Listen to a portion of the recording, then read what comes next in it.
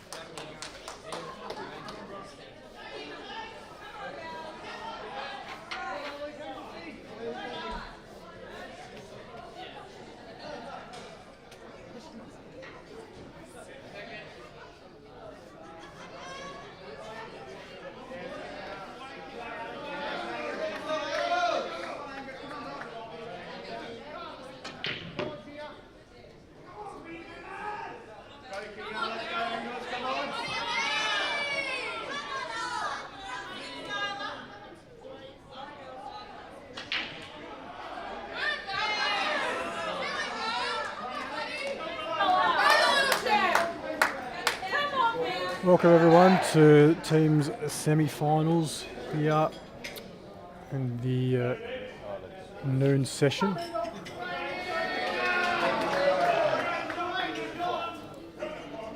We have top two clash for a spot in the final at stake. We have South Australia finished on top, undefeated, with only a draw to their name, against Victoria, who didn't start off the best, had back-to-back losses, come through strong, and to finish in second place. You can see the lineup at the moment.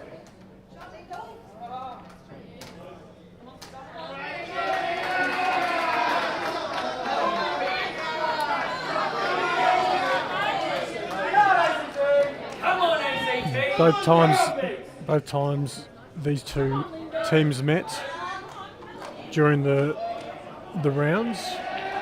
Both have ended up in a 13-11 win to South Australia. So a very, very, very close matchup once again we're expecting. You'll have to excuse a lot of the noise. We've got the on the other stream on tables 3 and 4, we've got Victoria versus the ACT in the women's semi-final. We've got a lot of the ladies right behind me, so you'll possibly hear a lot of them through stream. So I'll more than likely mute myself quite constantly and only really sort of interact if there's any chat on the live chat or anything of any update that we have around the room. And I'll keep you guys posted. So if you feel free to communicate with me through the chat, I'll make sure I'll chat back and keep you updated. But I think this is the semi-final we've all been wanting to have. So still 3 rounds of 8. So 24 frames, race to 13. Just doing the final preparations to the tables, and then we will get underway.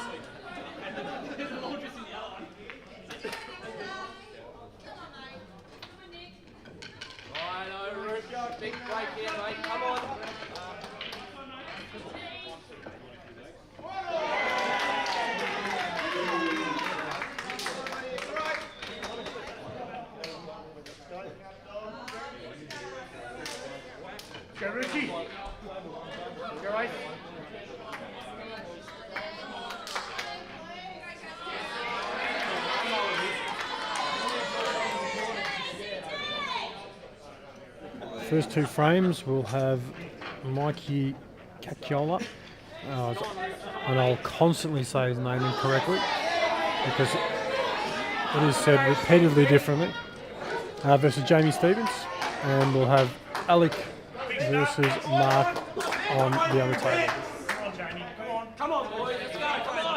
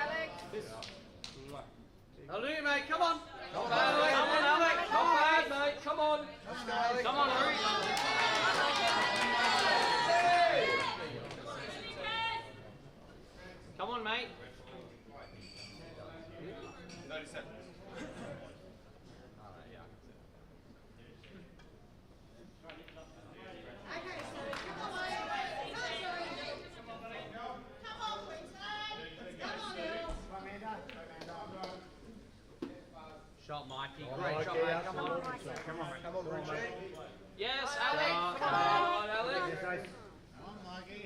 Come on, Alex. Come on, the ice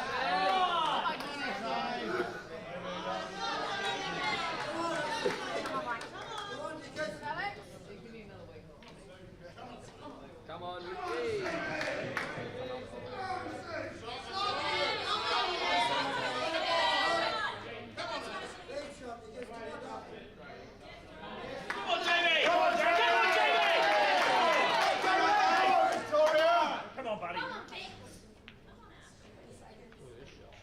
Great shot, Alex! Great shot!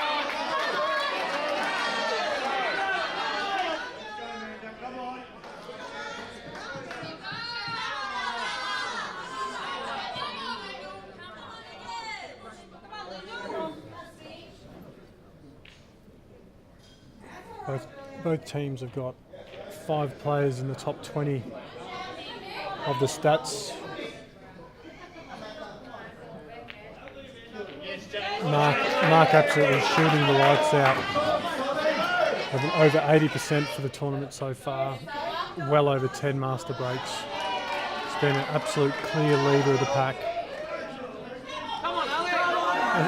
SA have got 3 all clustered up around the 70s in the top 5.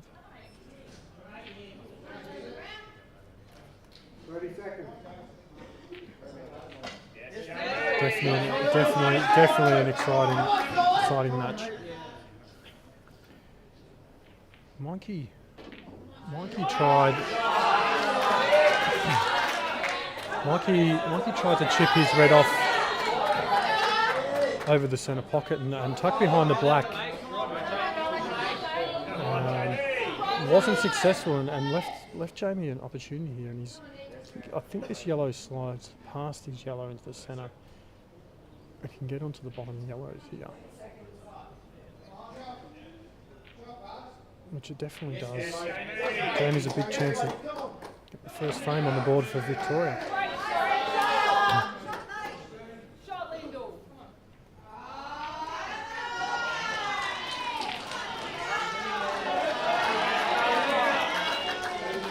Alec has got lucky.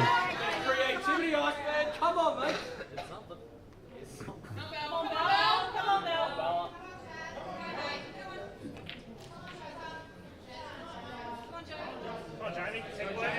Jamie landed a little low for what he would have liked. Can possibly cut the yellow inside the ball into the top left corner and possibly hold the white on the red that's near it.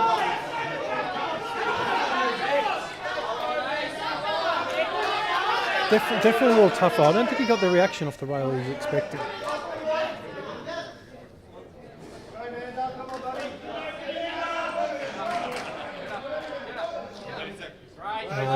Alec has played a great shot. Another couple of rolls would have been nicer, but no doubt he'll knock these last 2 in as well. So we're looking at a possible. Jamie's decided to go long on this yellow. A little bit of hampered queuing. He's played it great. He plays it really good. It's a great shot. Great shot by Jamie. Quite a pressure ball. Not easy queuing. Had to hand over a red ball. So a bit of hampered queuing, but cued it really well. Alex giving himself a fat shot on the black here.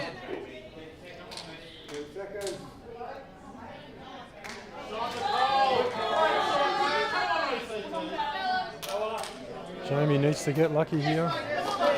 Just got past that red. Alec has put South Australia first on the board.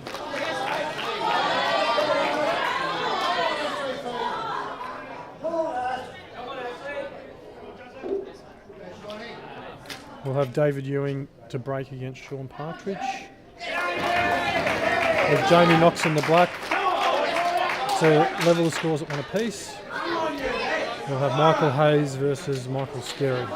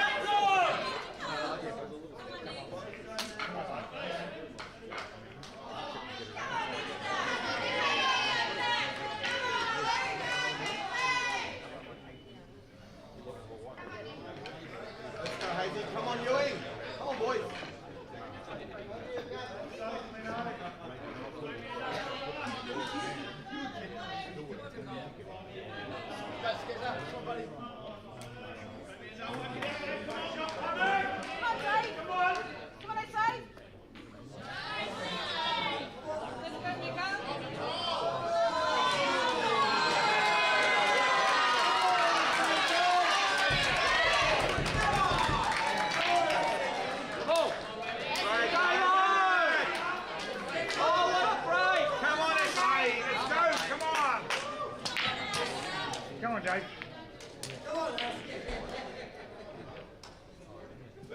Righto, pencil. Come on, Hazy, come on. Come on, Hazy. Come on, boy. Let's go, Lyndall.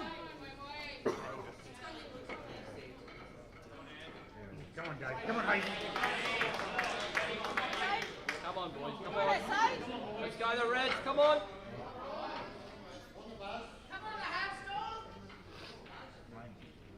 Come on, Louis. Yes, Hazy. Yeah, come on. Come on, mate, come on.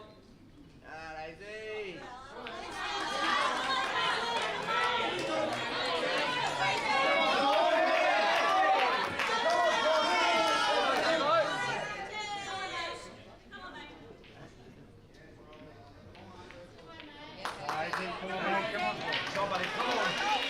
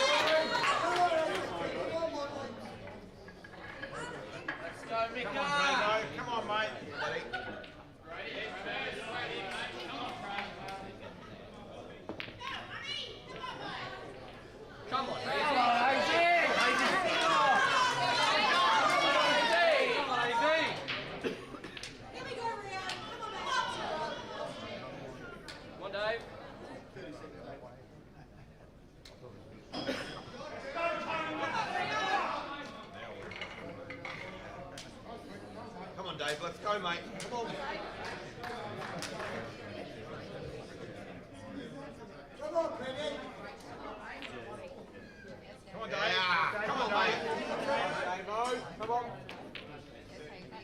Come on, Hazy. Come on, Hazy. Come on, Hazy. Come on.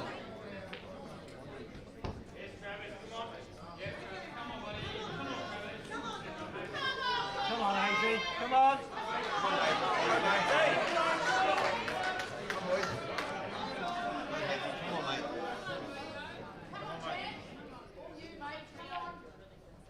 Dave. Come on, buddy. Come on.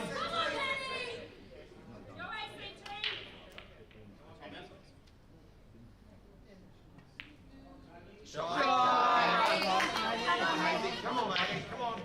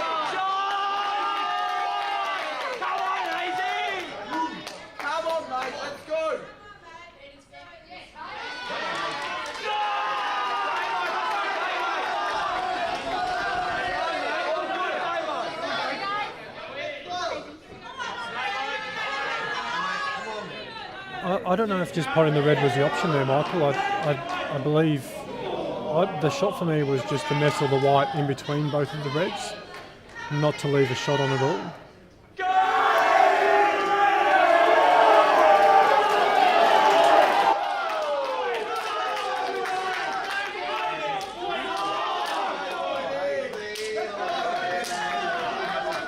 He might be forced to take these reds on now.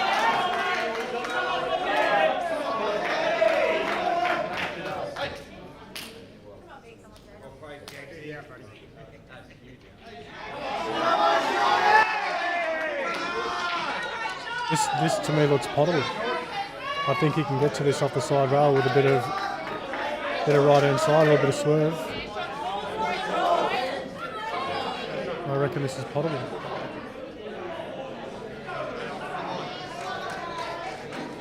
As Michael Hayes takes the frame over Michael Skerry, we'll have Jaden breaking against Rob Bowen. Rob Dog number 2.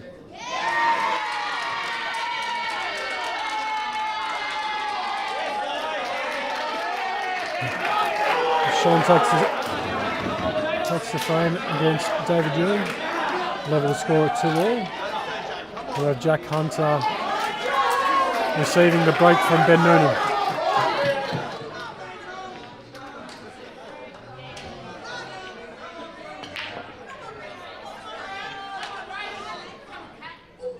That's all right, mate.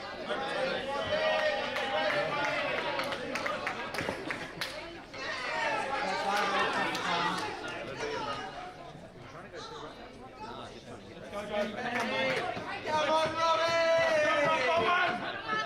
Come on, the Rob Dog!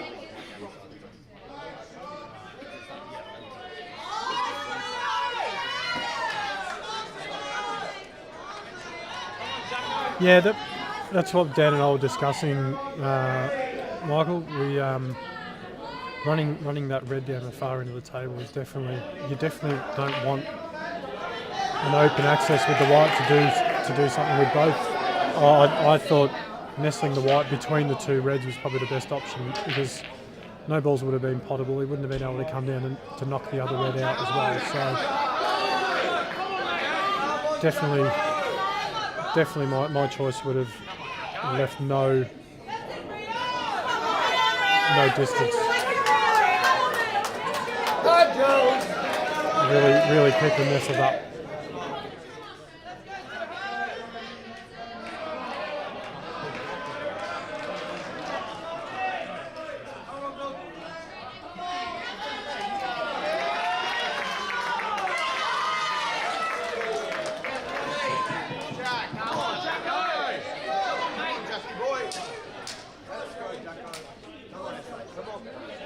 Come on, mate.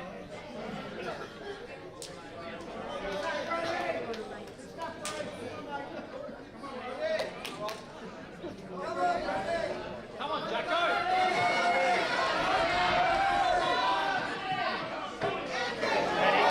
Score in the semi-final, Victoria versus ACT on table 3 and 4. Victoria taking a 2-1 lead.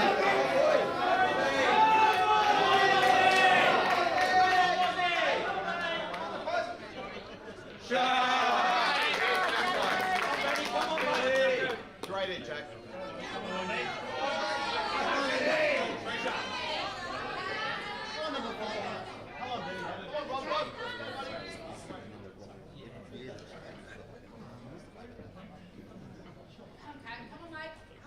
Go, Robbie. 30 seconds.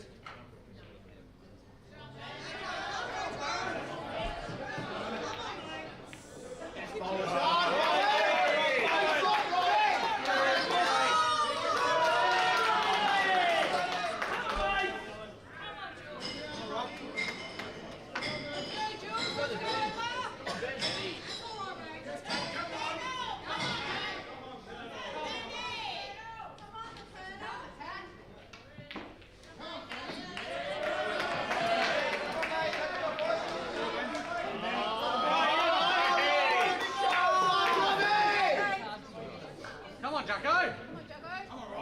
Come on, Jack, come on. Let's go, mate. Come on, Jacko. Come on,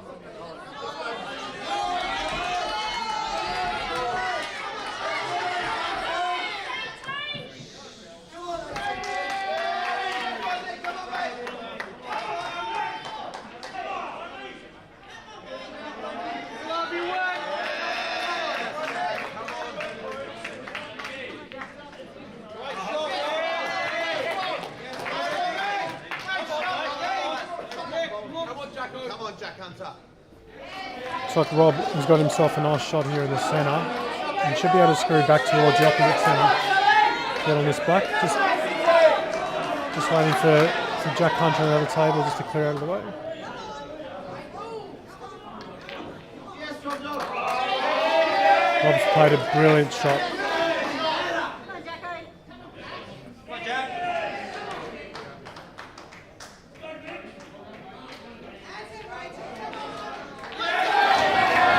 It sees the VIC in the lead for the first time.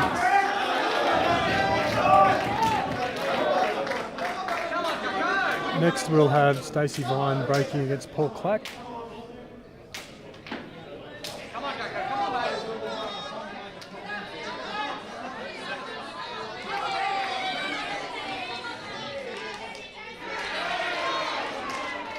Jack's in a really good position here against Ben.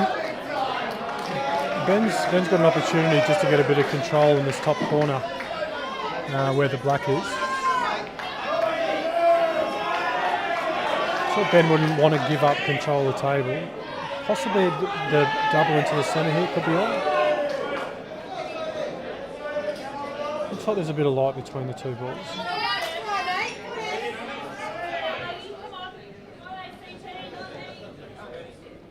Come on, Stacey boy. Let's go, mate. Come on.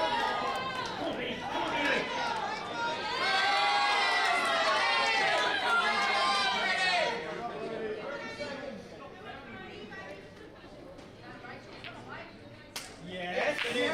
Come on, Benny. Come on, mate. Great. Hey, well done,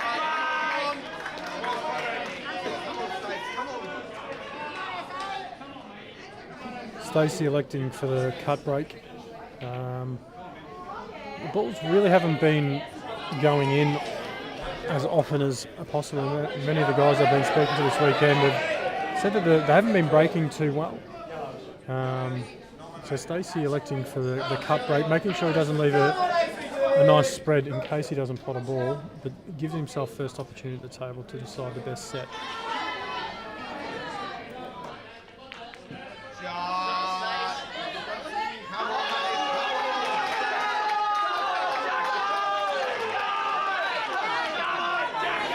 I'm not sure what Ben was thinking there. I can't understand Ben's options.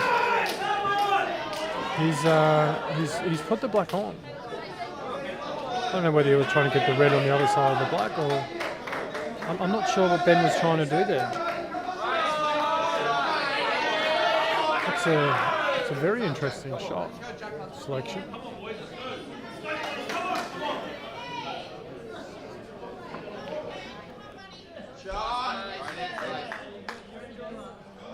Well, Stacey's almost going off there. That's arced around. Great shot, Jack. Arced around into the centre pocket, almost gone in. Come on, wax the foot. Come on, mate.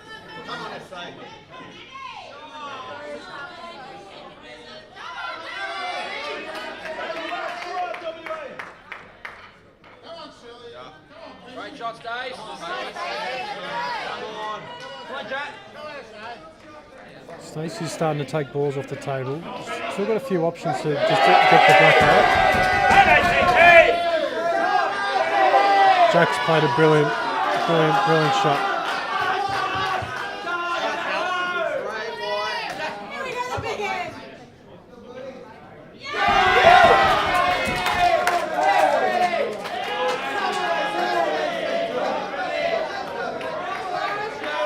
Great shot by Stacey.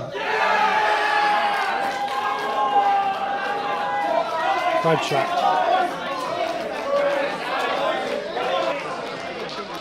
That levels up the score with Sarwin naked to receive from Dale Kent.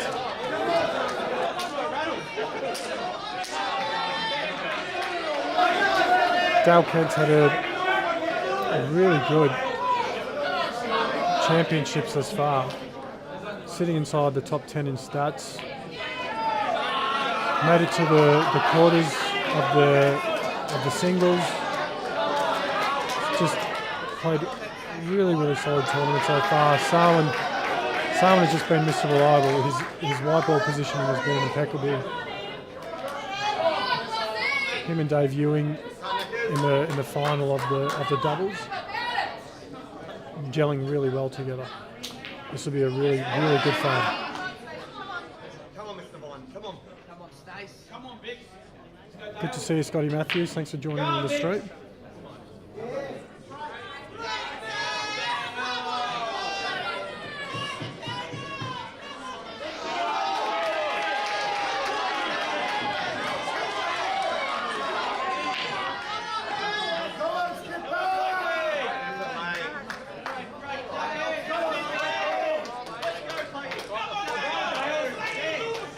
Let's go, Dale. Come on, Clacky.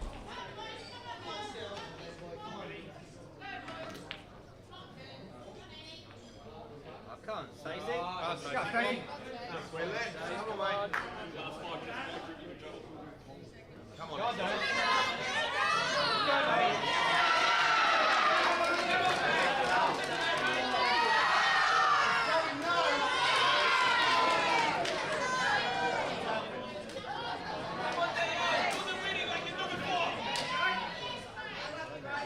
Go on, Dale.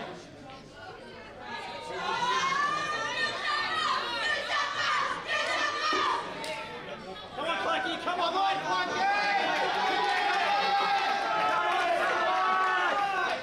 Let's go, Rackers. Come on. Come on, Clacky. Let's go, mate. Come on, Cap.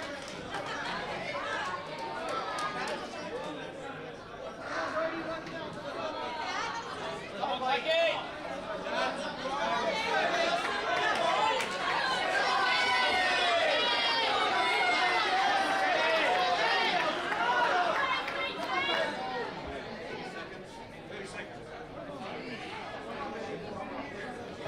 Jonesy, good to see you, mate. Oh, he's just caught that yellow, too fat. Definitely the choice of shot. Come on, mate. Come on, skipper.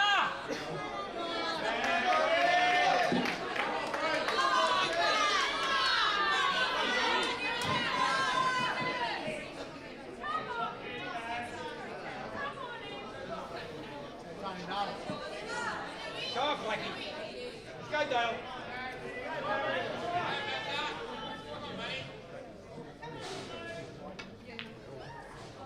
Yes, Clacky.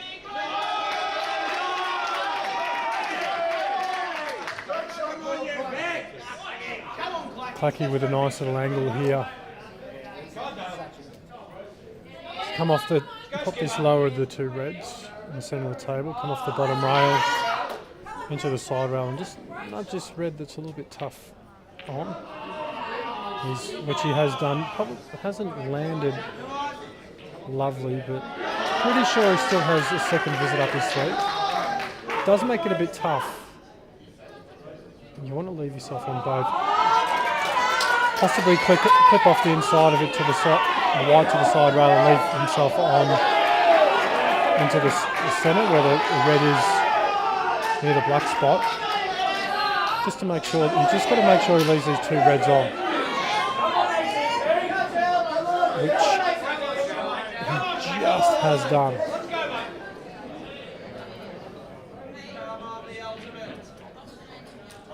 Looks like he's just got enough gap between the black and the red for him to run through to get to the red on the top right.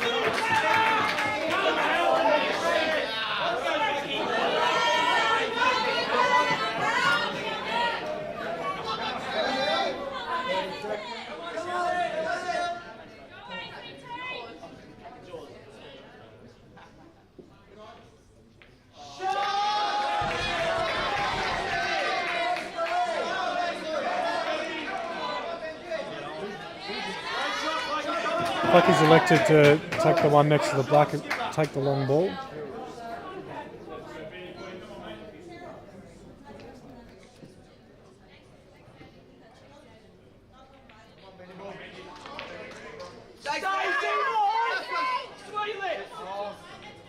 He might get lucky here. Yeah, you could have fooled me because I thought Clacky was going the pot there. Turns out he was playing the safety. He's almost played the ultimate safety. Stacey can't go up and down the table. He can't, it's hard for him to go across the table off the right rail as well, so he might have to just glance off the side of it here, off the left rail.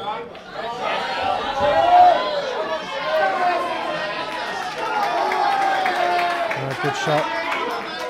Crazy Dave, Jake was only playing the singles and the teams event. He wasn't here for the trials, so he didn't make the team. But obviously, it's an open entry for anyone who wants to play the singles.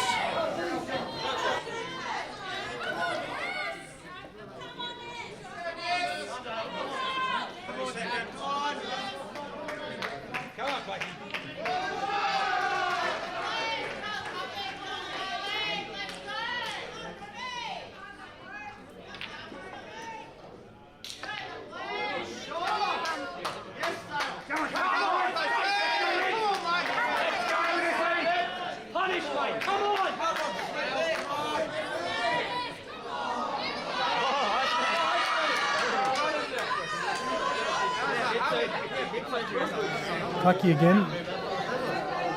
Just Jaws, top right corner again. No worries, Crazy Dave, not a problem. Nathan Harris, no, Nathan Harris is not here either.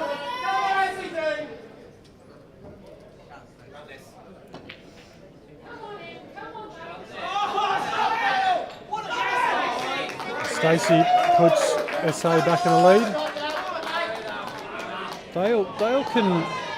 Dale's got a couple of options here. He can pop this flush with a bit of a longish black, but as he's looking at it right now, which is what I'm thinking, is he's got the chance to play this red off the yellow and just screw back the slightest for the black in the centre.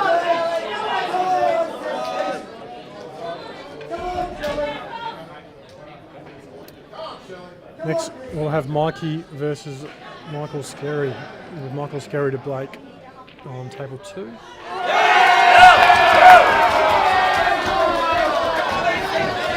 Dale's taken the shot on, but he's actually gone through it rather than screwing back, so we felt a little bit more confident running through it.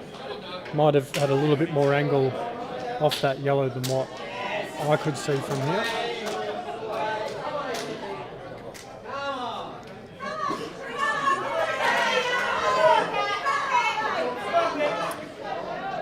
Definitely, Scotty, you'd back Clucky from there with 2 visits. And Dale evens it back up. Next we'll have Alec to break against Sean Partridge.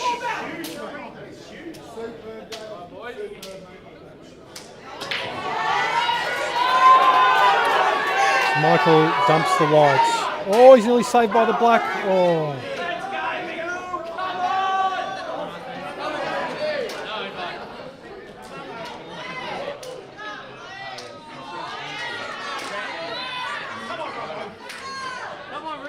ACT have taken the lead over Victoria in the women's semi-final, and they lead 3-2.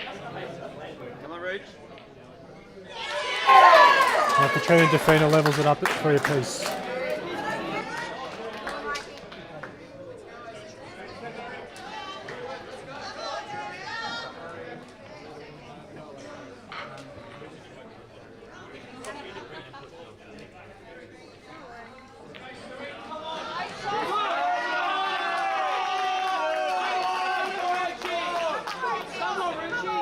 Mikey's got a lovely split here on the reds. Just to drift down a little bit off this one in the left centre, give himself some options. We'll probably want to get the far right of the red into the centre just to open him up, give him more options.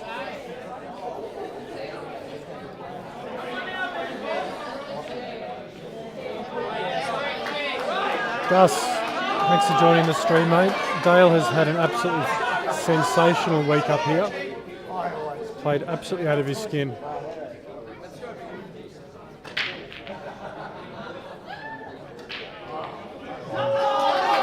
And then on the other table, Alec has gone in off on the break. with the Reds looking pretty good.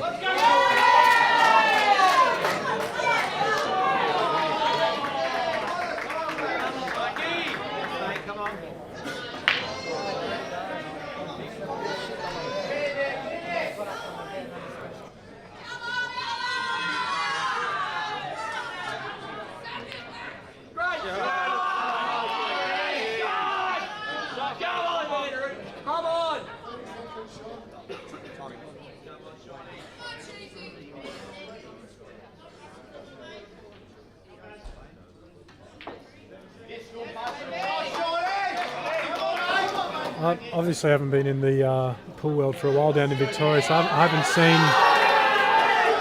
much of Dale play, but definitely has come on leaps and bounds if this is how he's been playing in the last sort of few months, because yeah, he's just been incredible.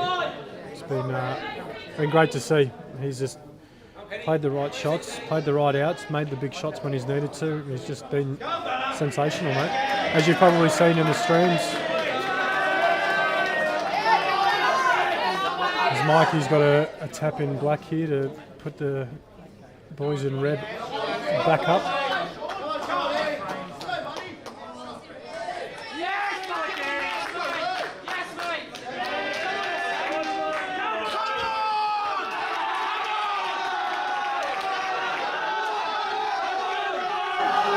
Next we'll have David Ewing receiving from Mark Robertson.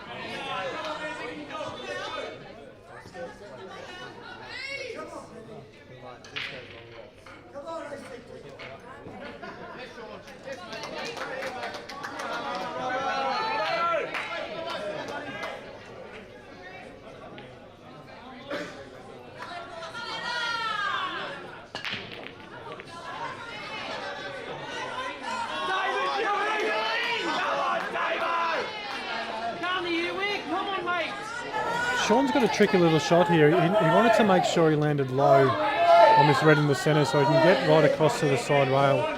Come on, Sean. Come on, you're winger. Come on, mate. Just so he can take the red closest to the black and just work the white into the yellow, which he's played extremely well. Extremely well. Would have liked a little bit more white to use, just so he can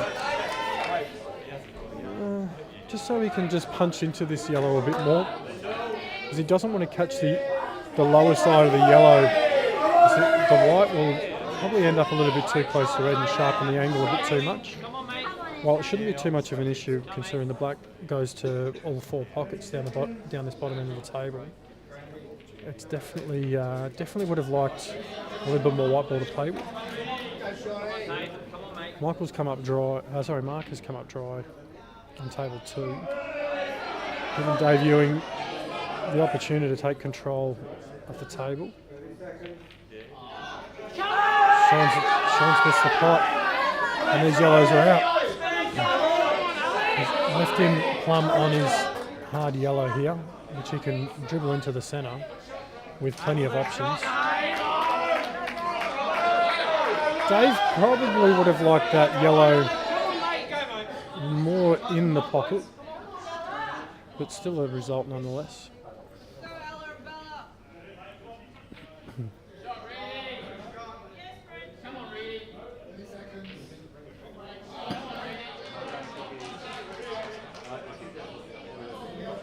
Great start there, mate. Great start.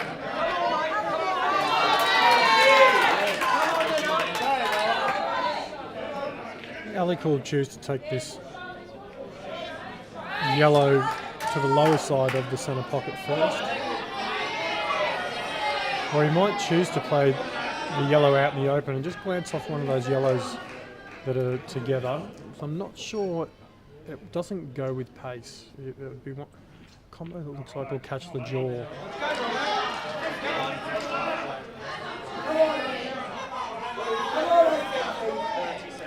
I'm not sure what the call was. It doesn't look. It looks like Mark isn't touching this red because it looks like he's playing into it.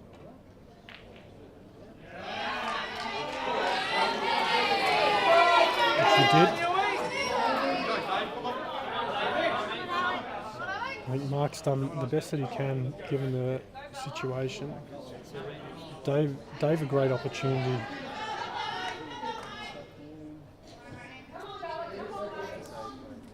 Got balls in the area to free up that red and yellow touch in the top right corner. Alec has played a really delicate shot just to open up the two yellows in the centre, give him a couple of options.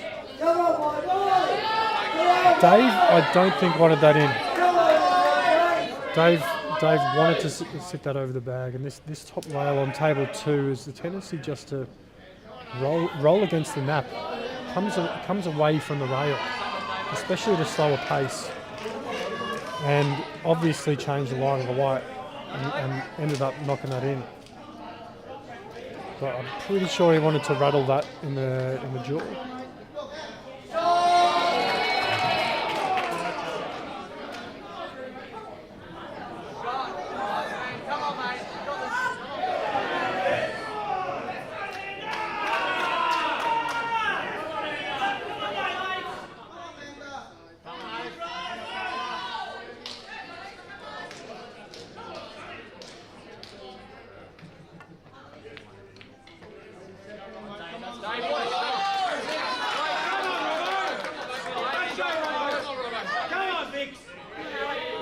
Scores of 4-all in the other semi-final, New South Wales versus WA, and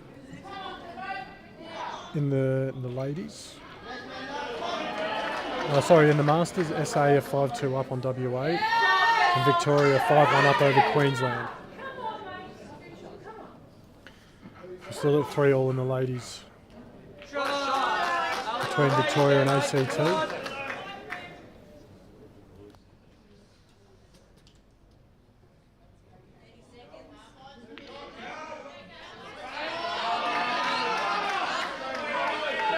In the other semi-final, New South Wales have a 6-1 lead over Queensland in the other semi-final in the women's.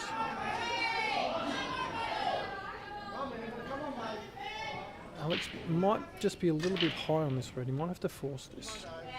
She has done. He's got just enough of it. Just enough. Probably will have to play this with a bit of check, just to avoid running into the reds down the bottom and possibly snookering himself. It means he has to overcut it, which makes this a much harder cut. He does have the option to possibly double kiss and leave Sean snookered on the reds, but it's an easy get out. So I believe he will take this on. Playing naturally sort of plays into the black. It looks like he's playing a double. Looks like he's taking the double on. Big chance of a double kiss.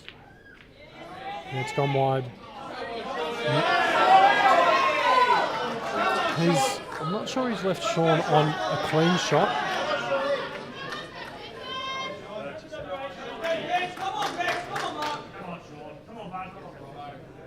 I'm not sure this red passes below the yellow. Oh, sorry, the red passes below his other red.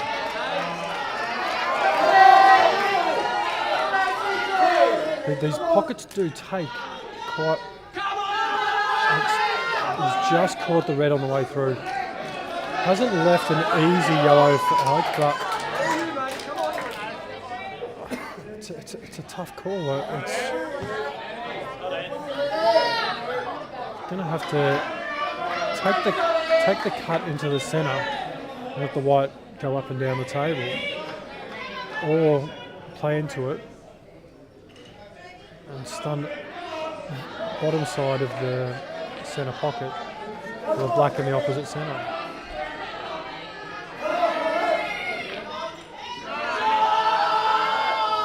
He's hit it as good as you could want. Sean's going to rue a big opportunity missed here. Ball in hand, the Reds were plumb. If Alec knocks this black in. Let's go, Romo. Come on, mate.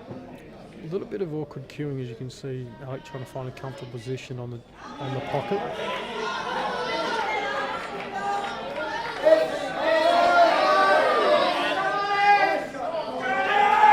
He's knocked it in. Take SA to a 6-4 lead. We'll have Michael Hayes breaking against Jamie Stevens. Robbo's got a bit lucky there, and he's landed himself on maybe just enough for a cut in the centre.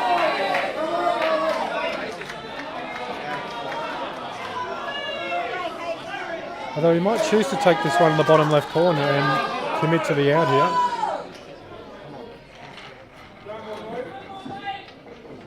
Which it looks like he's going to do. Caught the yellow, but still got a really good purchase on the white.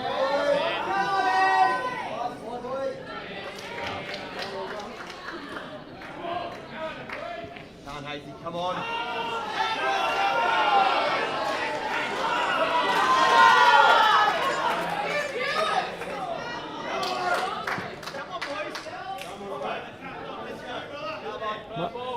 Mark's taken on the long red to the top left corner. I say long red, it's half table.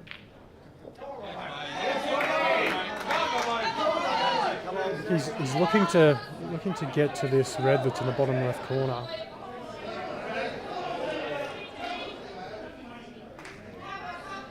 Which will transition him onto his last ball in the bottom right corner.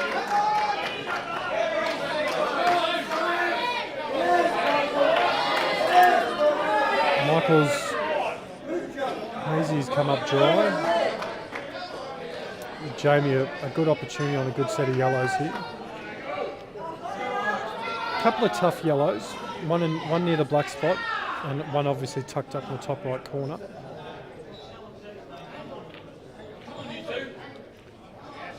Robbo's got a nice angle. This red in the top left corner.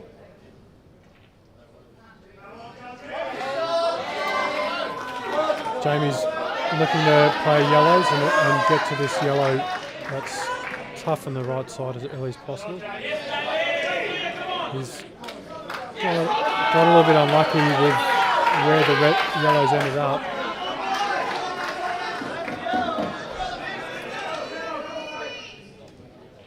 Got himself a double and can leave himself on the cut in the top right.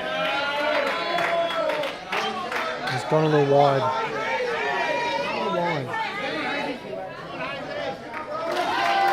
As Robbo gets a frame, closes the gap.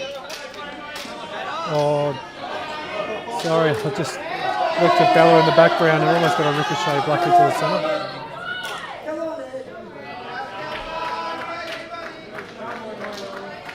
Next we'll have Jaden Navenka versus Dale Kent to break. Shot! Hazy! Yes, Hazy. Come on, Hazy!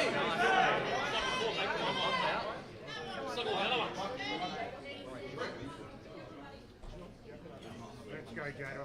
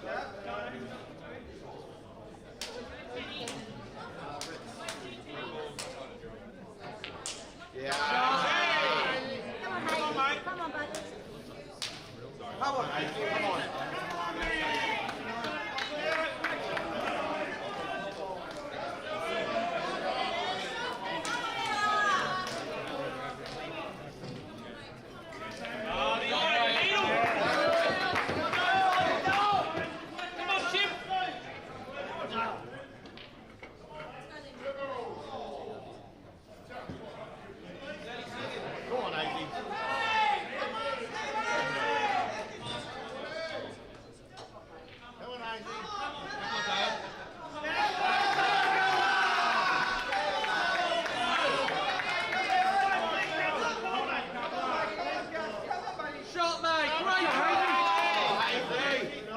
Hazy's played a really good check shot there, just to leave himself on the double. It's getting to his yellow, getting to his red in the centre of the table there. The black spot's going to be the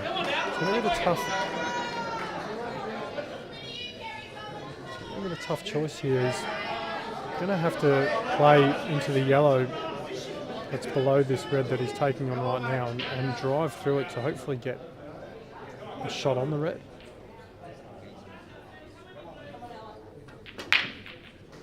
He's picked the gap.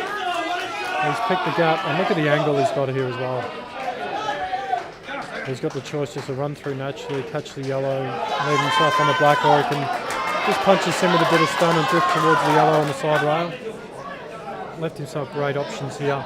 Could also possibly take the long pocket and run through as well for the black in the opposite centre, but looks like he's taking the centre option.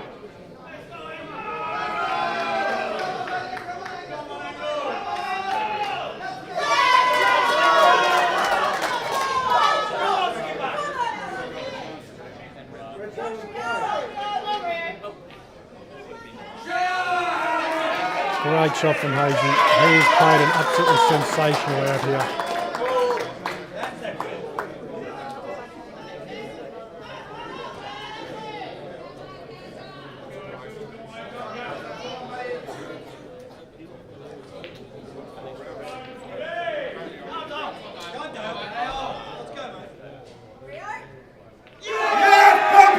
And he finishes it off as well.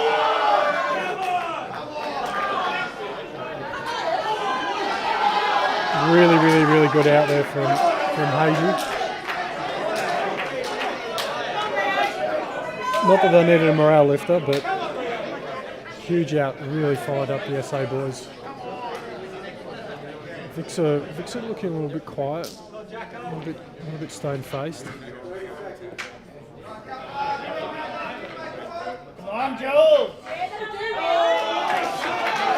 Brilliant shot from Dale. Just to open up the red, just open up the path. It's just a matter of where he wants the white for this last red. Whether he, I'm sort of guessing he might want it towards the side rail as much as possible. He's looking to pick the gap. I'm looking to get in the side rail so I can play this and get the white ball across the other side of the table for the black in the centre. And I think he's happy just to drop this in and leave himself a gap.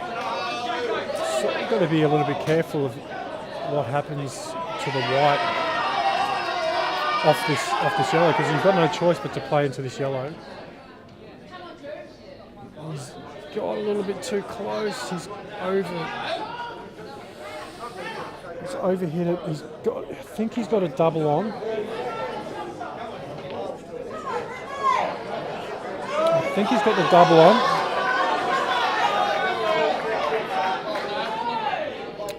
So we got Jack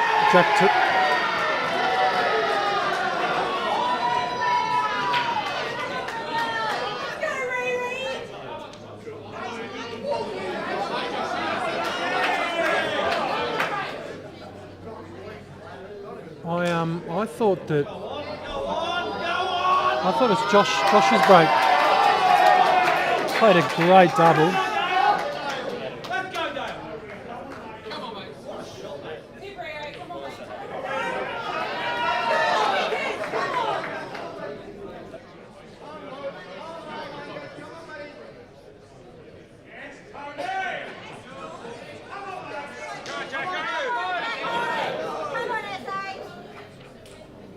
So we've just got Jack Hunter breaking off against Josh Boyle.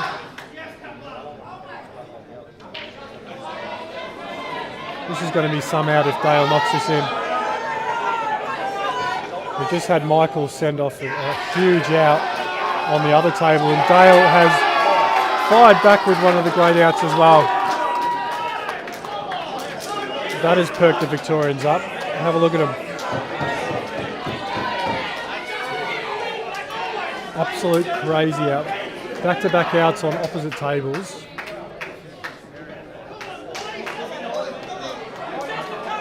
This is what we've come to expect from these two teams. These are the players who they've got can deliver big outs when outs are needed.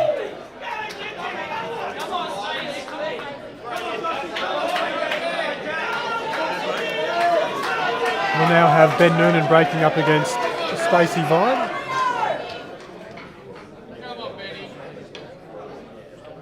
Two incredible outs, back to back. Sensational.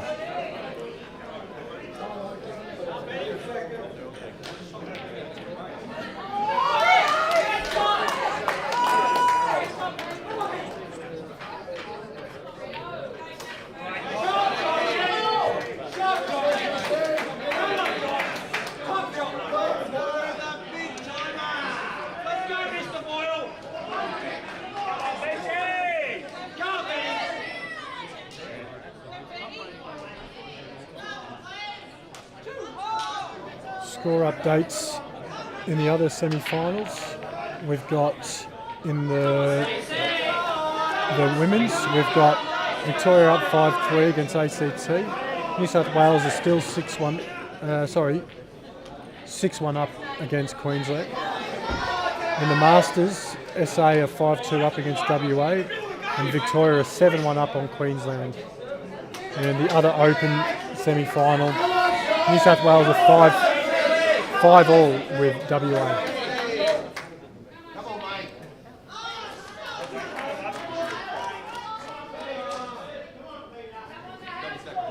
Oh yeah! Come on, Nick!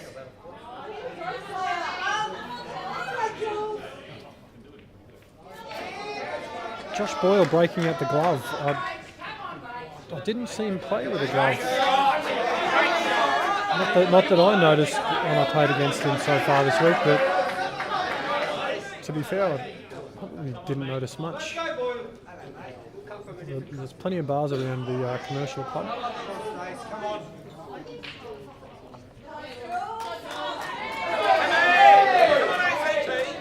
Bit of a cluster in the Stacey Noonan frame. Stacey's got himself a yellow here just to promote this yellow on the sideline. He's played it brilliantly. Played it absolutely brilliantly.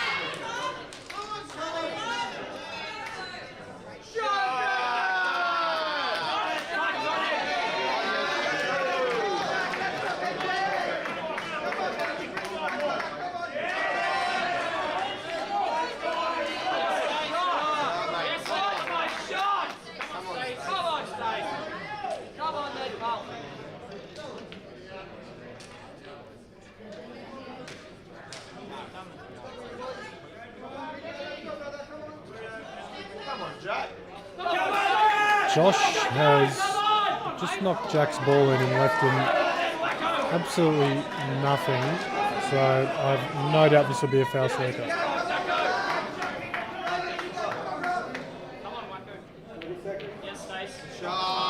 But the one real problem, yellow. Jack's going to take ball in hand.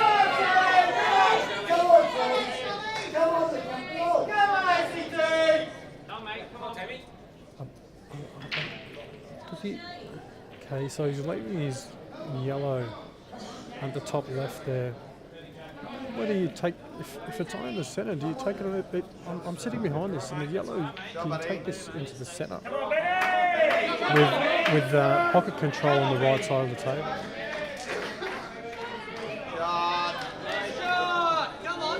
Oh, this is nearly going to curl. Oh, it's nearly Steve Woods himself.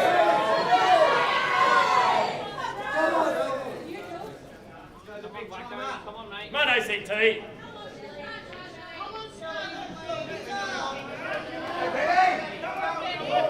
Ben's got himself to the table, and as he's done all weekend, he's just going to have a crack.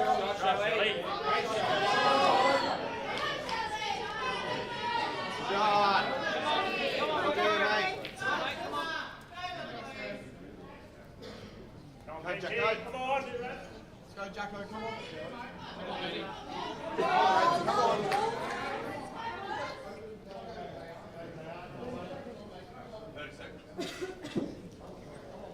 Ben's in a little bit of bother here, taking balls off the table. I'm not sure. Not too sure what he's going to chip off this and get behind the black.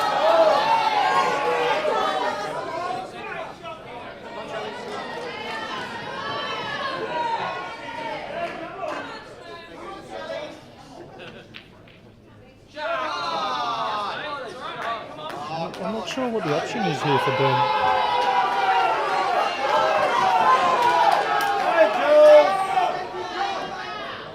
Like he's just going to chip off this and tuck in behind the black. He hasn't got enough of it. He hasn't got enough of it at all. Wanted a bit of a double whammy there. Get the snooker, block the line of the black. I'm not sure whether he's blocked the black off to the left pocket or not.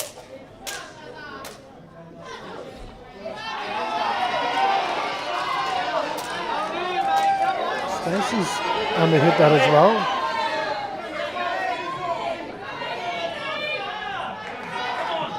But has got angle to get down low underneath the black and play it to the centre pocket, which is getting low on the wire, which tells me he wants to get towards the top left corner.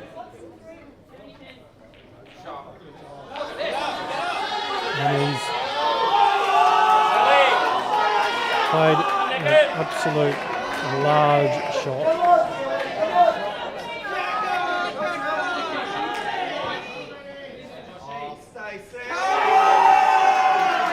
It's a huge shot to give them another 2-game buffer in a race to 13. Come on, ACT! Should we get to a 12-all scoreline, there will be a 7-player playoff, a race to 4.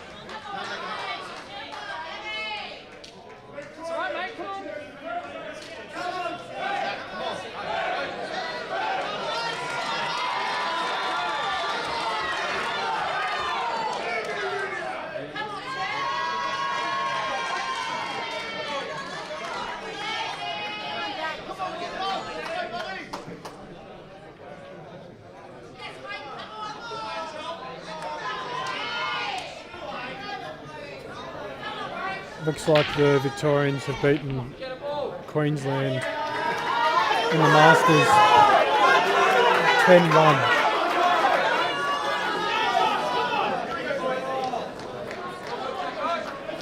While SA hold a 7-4 lead over WA.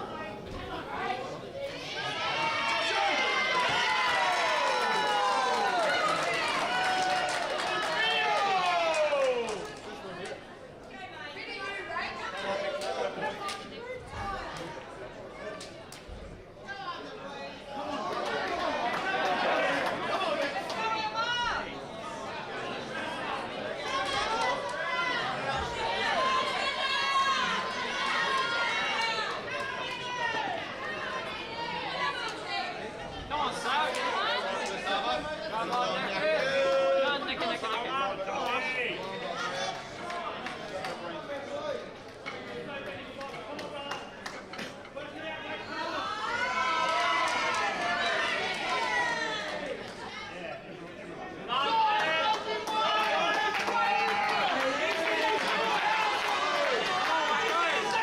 Great shot there from Josh Boyle, taking control of the pocket, leaving a lot of distance.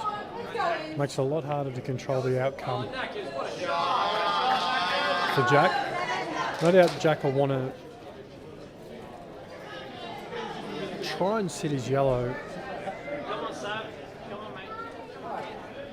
over his red, but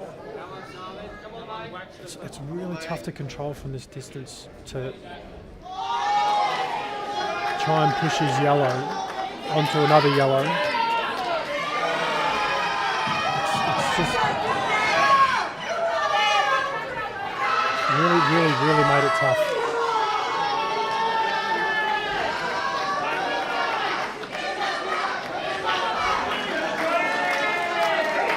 Josh has got a great opportunity here to go game. If he's on the far left red,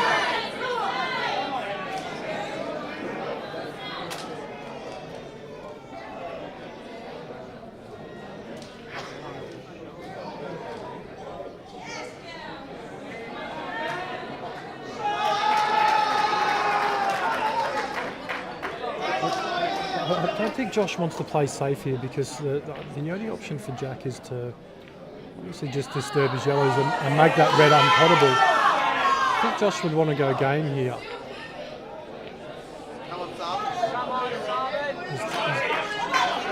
He has gone safe. Jack has got the option here to push a red over. Cause a cluster. Disturb the yellows and push it over his reds. Which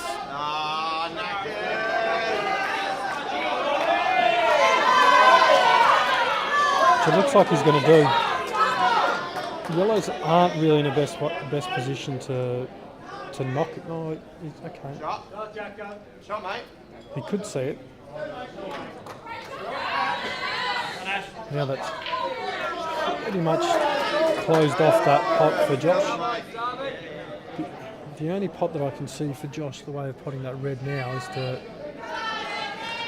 the red he's closest to, play off the top yellow into his red to pot it, with the red slipping back down the table. So if he can pot this one across the table, okay, so he's taking this ball now. He's played the double, he's potted it. I'm not sure that was the option. I think the option was to pot the one on the far left and then use that yellow he's just potted to hit the bottom of the yellows, the ones up against the rail, and knock his red in. And use that angle that he would have used to knock that yellow, to bring the red back up the table.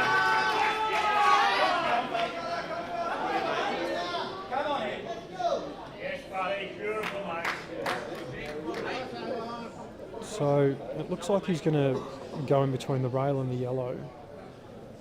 Possibly thick rail first to catch a lot of the yellow, to hopefully open him out to leave himself a clear shot.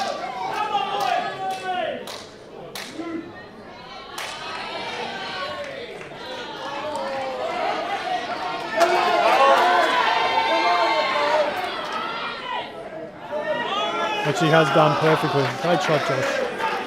This is why I'm sitting down here and I'm not out there.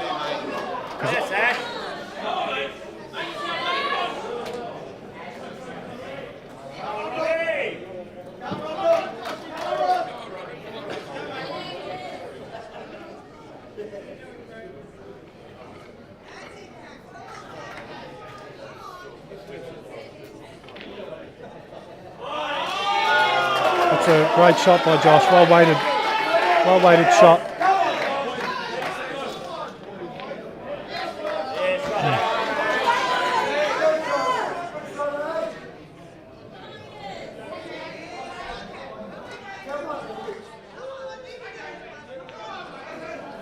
Josh knocks in the black. Get them back to within one frame. With Mikey to break against Ben Noonan.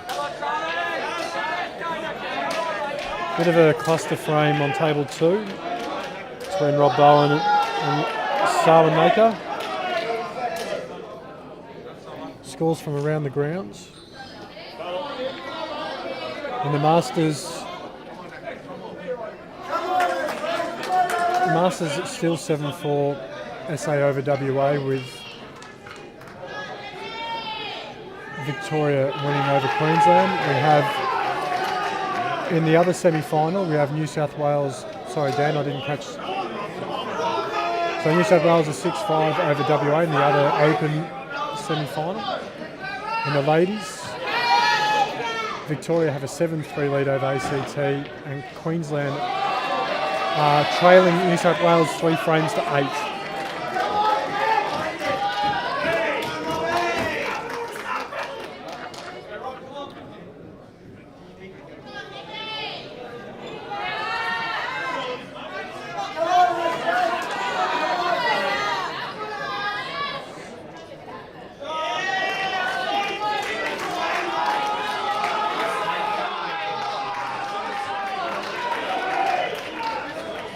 Going to be no frame on table 1. I'm going to have to wait for this frame to finish as Rob Bowen will be having to play a frame straight up. No doubt the teams will be gathering to have a bit of a team meeting at the end of this round.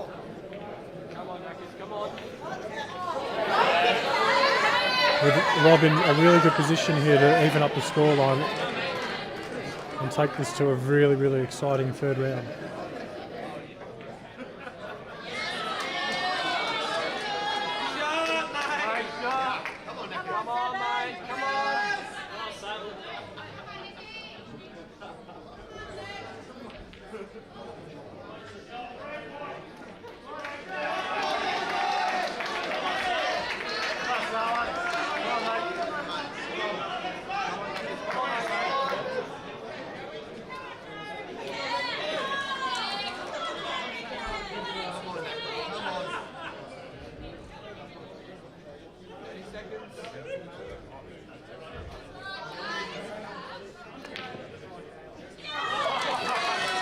Sarwin's taken the big shot on and has potted that ball flush in the right corner.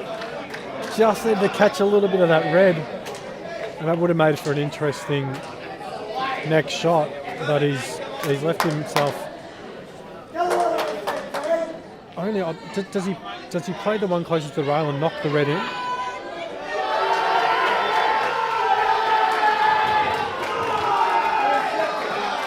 Which he has done.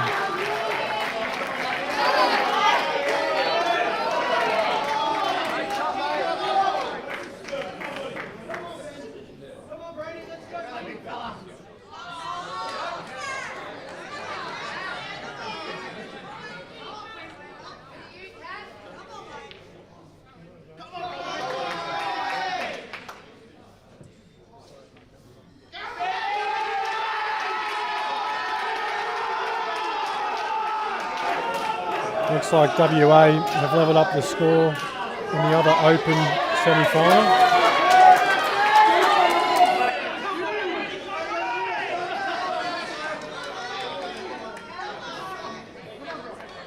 Roberts tried to glide off the face of that red to knock his other red in, which he wasn't able to do. But it does give him a ball to play down the rail.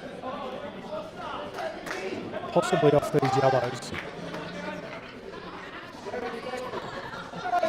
Possibly to knock his red on and take control of the pocket. If not, if he does knock it in, he'll be in a great position to close out the frame.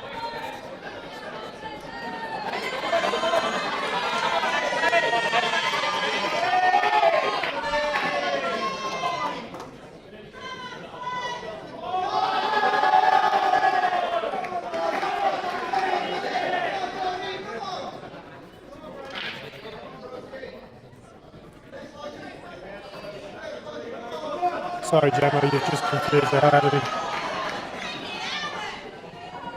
There's too much information for me to understand what on earth is going on. That's Rob sends that back down. I don't know if you guys picked up on stream, but that red's curled towards those yellows and probably made it worse than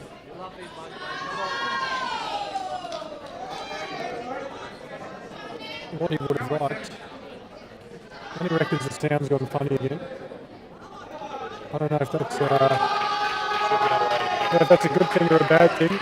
It's sort of been having this issue all week, and we're not sure how to rectify it. We feel like it might have something to do with possibly the capture card, if not the speed of the internet. We're not sure.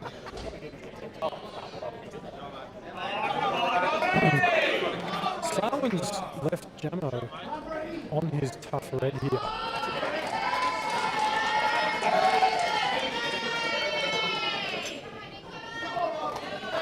I think he might chip off this and send the white far down the table.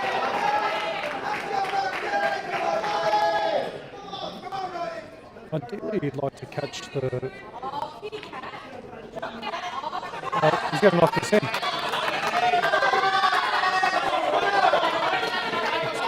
Pretty stiff. Jonesy, Jay Windross here, mate. Stepping in.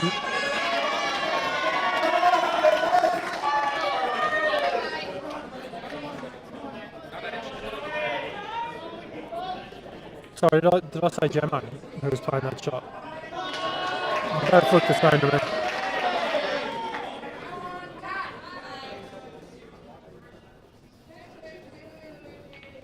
You both don't make sense when you talk.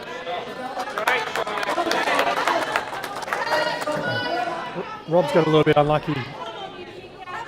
And he's going to get unlucky again here. Oh.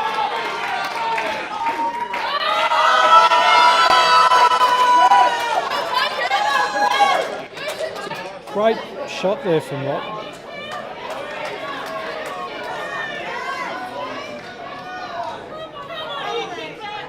Sarwin would have liked that white to be touching that yellow. I think he might have been able to get away with it a bit there. He could possibly just touch up against his yellow and leave the white where it is. Leave Rob no shot on the red up the top corner.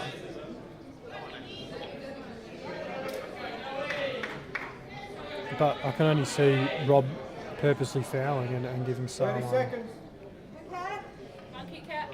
Sarwin going to be sending the yellow to the right side of the table.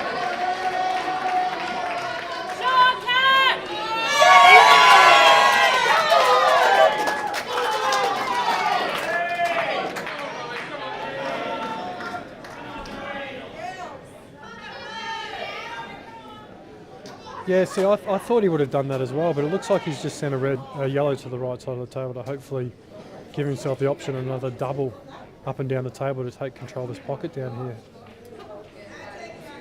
here. even if he touched up there, I think Rob's possibly just going to do the same back.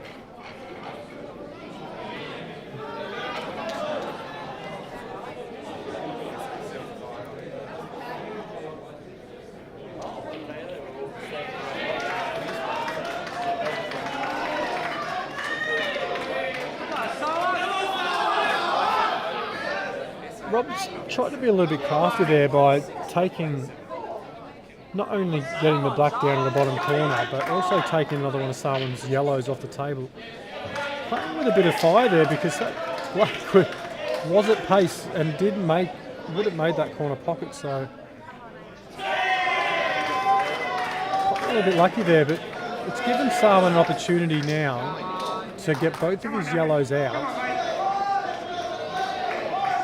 And if he doesn't get a result, can possibly take control of his phone.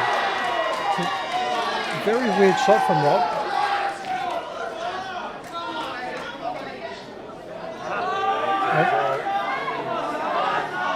While it's not the result he wanted, he could possibly get this yellow off the black into the corner.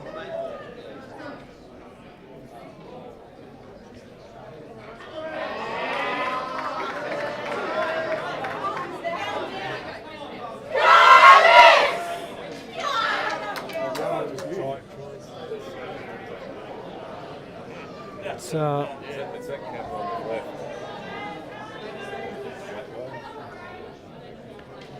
I think is he trying to play this off the black, or is he just going to try and take the pocket?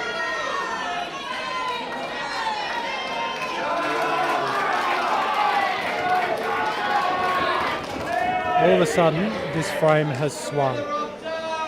Rob in full control.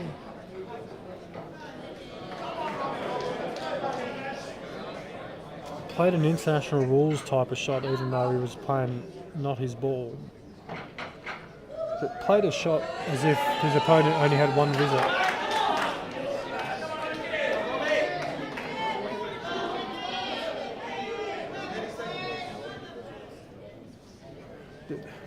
Does Rob leave this red on the table he's looking for now? Play off the red that's on the rail down the bottom right corner. Into the red to pot it, and then leave the red halfway down the rail, but it hasn't done that either. He's left himself a one rail kick out, which he'll want to catch the red on the left in his bottom corner. He definitely doesn't want to go plumb into. Definitely doesn't want to go plumb into the one over the pocket.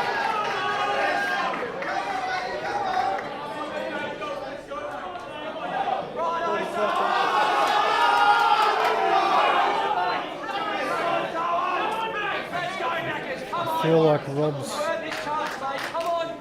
definitely wasn't the unlosable frame, but he was definitely in really big winnable position. I'm questioning his choice of shots there with the black onto the yellow.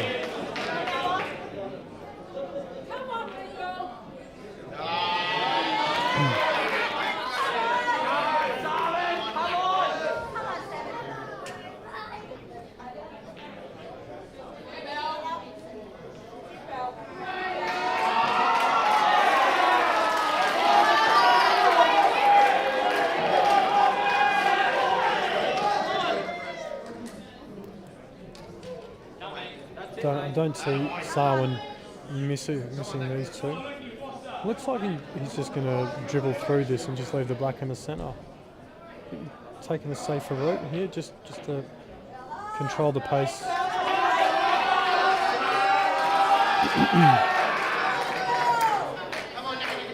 And it looks like what could have been an 8-8 scoreline is going to put SA back with a two-frame lead into a mini break. Both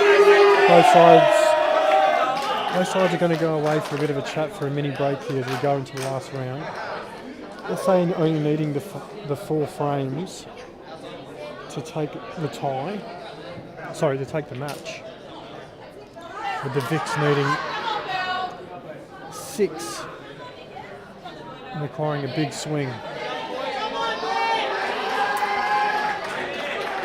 They definitely are, Jamo. So we can see on the score sheet, it's pretty much been frame for frame all the way through.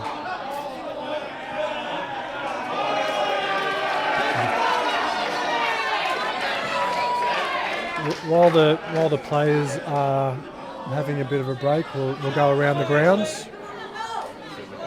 7-all in the New South Wales WA in the other Open semi-final. In the Masters, we had Victoria winning 10-1 over Queensland, and SA are 7-5 up on WA. And the ladies, Victoria are 8-4 up on ACT, with New South Wales 8-3 up on Queensland. Which I feel like that scoreline's about to change because they're just racking up a set of balls.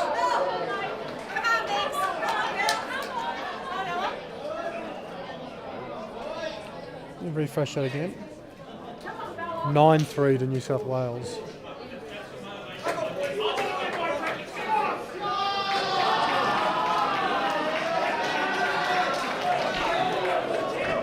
It definitely was, Hammer. It's as soon as I saw we left him, I don't think there was any doubt.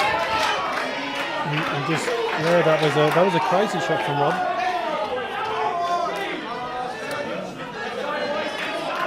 I'll have Mikey to break against Ben Noonan and Rob Bowen to break against Alec Everinatis.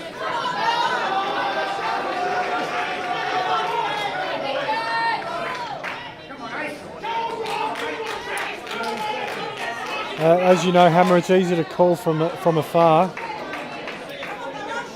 It's easy to see all these shots when you're not on the table, and we're not feeling the pressure of taking the shots.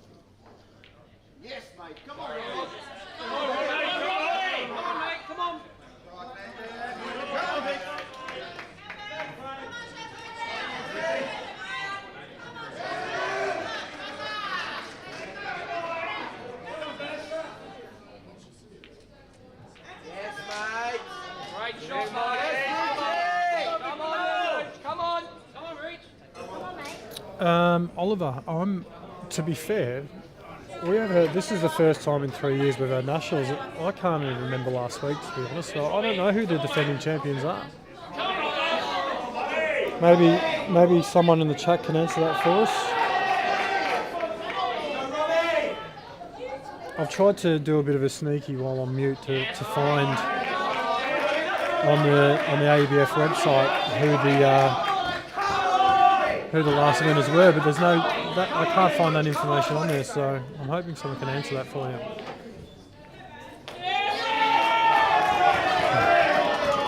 Great shot by Rob there, developing those yellows.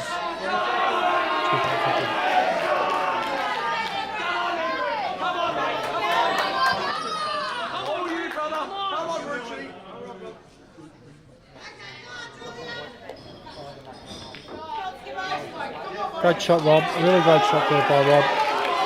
Sarman's about to put SA 10-7 up.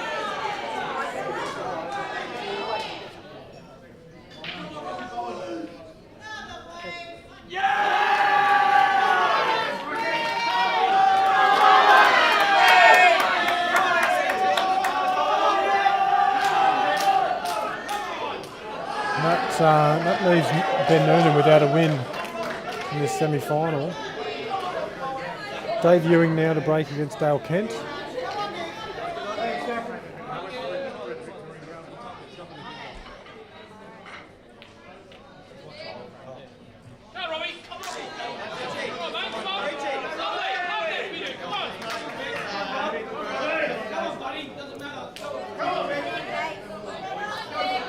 Rob just landed, not where he wanted to land, but has option at least.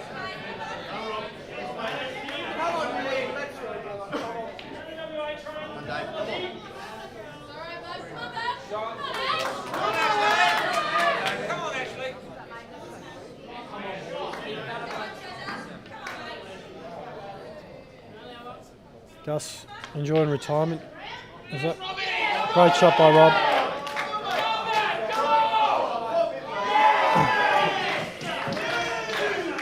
enjoying retirement for the. Is this the second or third time? All jokes aside, Reb, hopefully you're back playing soon, mate. Definitely a superstar. Definitely good to watch on the tables. Hopefully you're doing well, mate. Rob's going to have to cut this run through and hopefully just miss this red. I thought it. I thought the. Oh, he's got it. Kiss, and he's on it. That's what he wanted.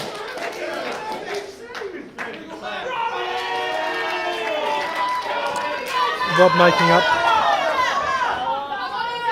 for his missed opportunity in the frame before. Takes it back to a 2-frame gap. So Victoria won, okay. So SA looking for redemption this year.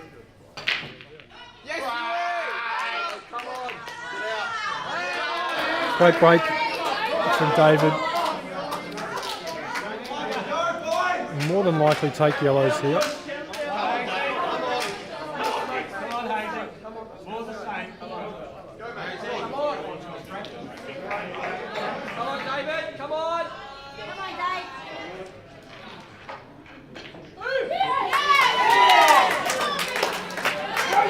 What the redeemer?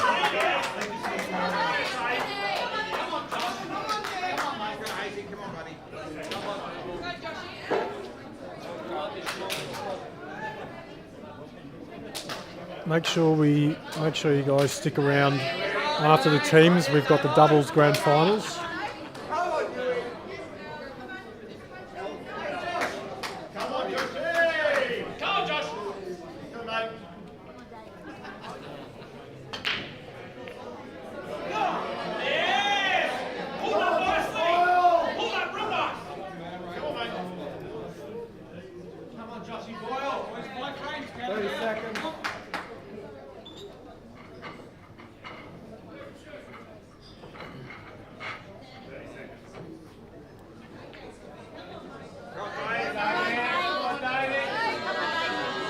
Dave just wants to glance this yellow and run into the red where you can see he's pointing it right now.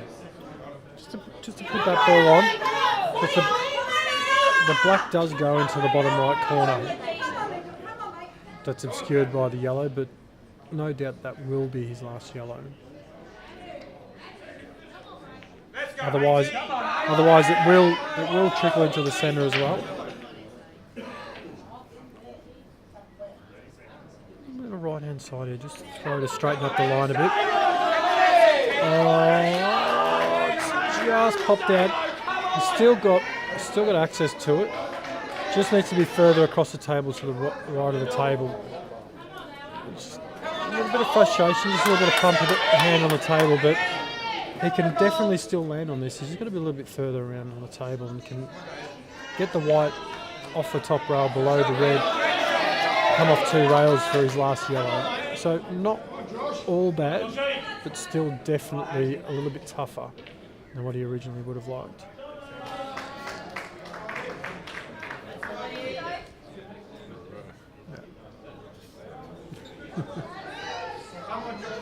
Back-to-back master breaks to start off the last round.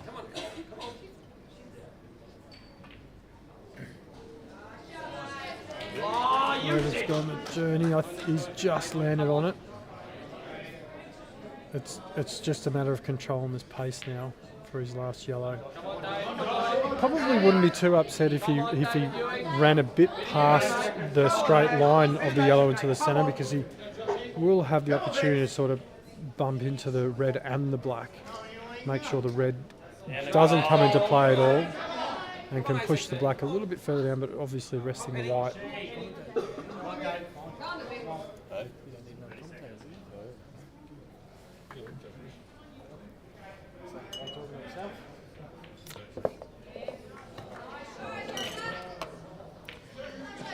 Oh, he's just caught that red. It's made it tougher now. Definitely makes this a lot tougher. He's got the kick shot escape. They do play a little wide. I don't know if he can catch the side of it or not.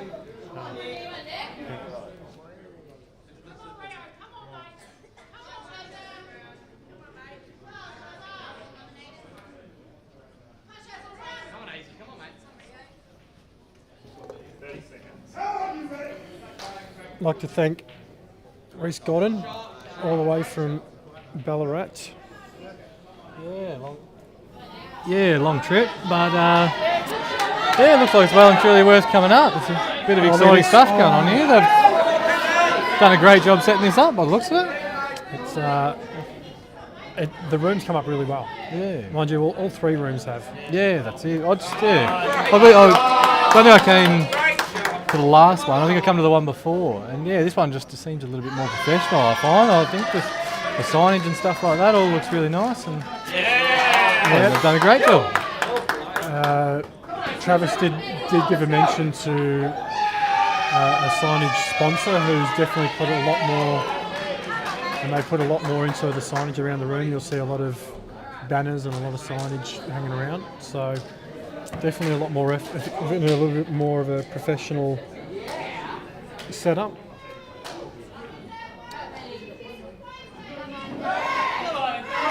Yeah, very impressive. Just sorry, Reece, just before you go, New South Wales have beaten Queensland in the other semi-final of the women's. Sorry, Reece. Yeah, it's the same. Looks like we've got a match on our hands. It's relatively tight considering this stage.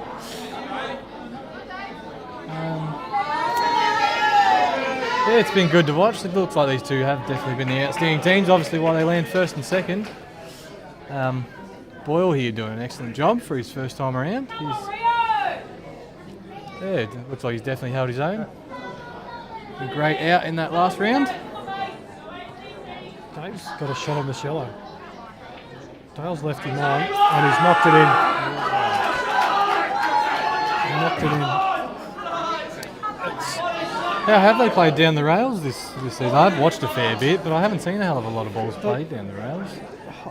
Well, not too bad actually, to be fair. The rails have been quite skiddy, so playing off rails has been pretty tough, but potting wise, they're playing quite large. They're starting to tighten up now, and they have done over the last couple of days, but these go. If you hit them right, they'll go. Yeah. No problems at all. I was about to say, Victoria, I don't know where they find their back-to-back wins here to level back up the score, and that the fact that Dave only had 1 yellow left on the table to win that frame from that position is almost, I wouldn't say a gift, but it's definitely a big swing, because now they're 1 away from the hill. Yeah, it's not the spot you want to be, especially I think he had 2 balls on the rail there really, and to be given a good opportunity like that is all you can really dream of, but he's done well to knock him in, so it's probably left him on the right, left him in a spot where he didn't want to leave him. Exactly. And they're on the table for down there, especially if you're going down the bottom for his safety. We now have Jaden breaking off against Mark Robertson.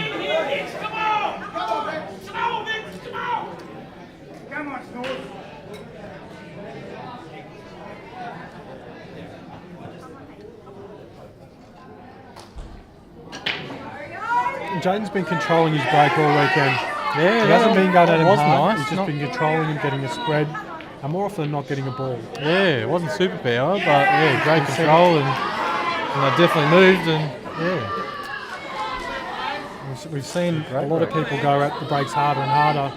Yeah, trying to fight against that slower cloth, I suppose, but sometimes you are, pushing stuff uphill a little bit with with that. You can sort of make things worse rather than make them better, but The purple haze is a big chance here to extend SA's lead to a 4-game buffer on the hill, which is basically just one mistake from Victoria, the way these SA boys are potting. It's going to be tough for Victoria to win 4 on the trot to get it to a tie break. If Michael can clean up these last couple of yellows and the black. A lot easier said than done though. This is a semi-missable ball. You'd like to just tap it in, but not giving yourself the best opportunity at your next shot. So that was quite understandable. That's gone. Got a bit of a result to leave Josh off most of the reds there, leaving very limited for options. Definitely doesn't have. Possibly can come down the rail on the right here, but I don't think he can get the side of it for him to get to a top rail and possibly find somewhere safe on the table. The fact that the black is wide out in the open, goes to all pockets. This is a really tough shot. Yeah, it does seem fairly loose, but taken on the double and he's gone wide. yeah, it's not bad. You're always Left a good leaving white. your opponent the double as well. Left a good white, which tells me it was a bit of a shot to nothing, because it hasn't really left himself on anything had that have gone in. Yeah, well, that's why I looked at it the other way. It was a little bit loose, but chopping that red to the top corner, your white's running low sort of thing. You had sort of 3 balls to land around down here. I thought Jaden's definitely out here. He's got himself the perfect yeah. angle just to shove into this yellow. done all the hard work. Pick the gap between the red and the yellow off the rail into the yellow. It's just got to make sure he doesn't get underneath the yellow. Yeah, that's it. There's a couple of ways it can slightly go wrong here, but you'd be pretty unfortunate to hit either of them. Well, you don't slide under you the don't yellow. want to catch the red. I don't think that avoiding the red's probably the key here. Yeah, because if you catch the red, any part of the red, that's sliding underneath the yellow. Thickish is bad, and skidding under the yellow is bad, but if you stun it nicely... Oh, he's missed the pot. Robbo's at the table. This yellow does pass the red it's closest to, down this bottom left corner. Mark can get this red out. Come on, ACT. He can take a shot to the centre here. Leaving himself right side of the table for this yellow down the bottom left. Might be a Do you little think bit he'll far. play, I don't think he can play it off the red. I think it's you're a nearly little bit forced to far cover up. But the yellow he has on the top red is a bit of a saver as well. It means he can basically just play this nearly full ball into the red, make sure it covers, and sort of give a nothing shot really, rather than try and play it deep in the hole. Your white's probably a little bit looser. You're not keeping it on that bottom rail and controlling the options. The black might be in the way of the full ball yellow actually. Mark is. I don't know if you've seen much of Mark playing this weekend, but he's just been in phenomenal form. Yeah, it's one of those things when you're playing that well, you sort of take that stuff on where a lot of the players probably would have been a bit more timid there. I usually agree with the more offensive side of things, but he's just been unlucky to catch that yellow a little bit thin. Had he have caught it a bit thicker, the white probably wouldn't have travelled as far. Yellow's probably more in play. Mark's left himself quite a difficult. I don't know whether you play this yellow. He is playing this off into the centre. I think it is one of those things. If he plays that shot 100 times, that's probably one of the 5 worst results he gets. Just about. One of those things. He had a lot of balls to land on. Really well controlled shot. Meanwhile, the Victorian women's are up 9-6 against ACT, and the other women's semi that's on table 3 and 4 that you can probably see in the background. In the Masters.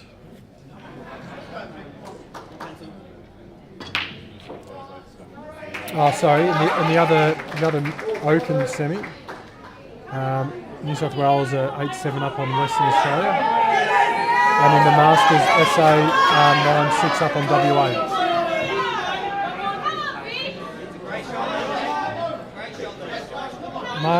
Mark's.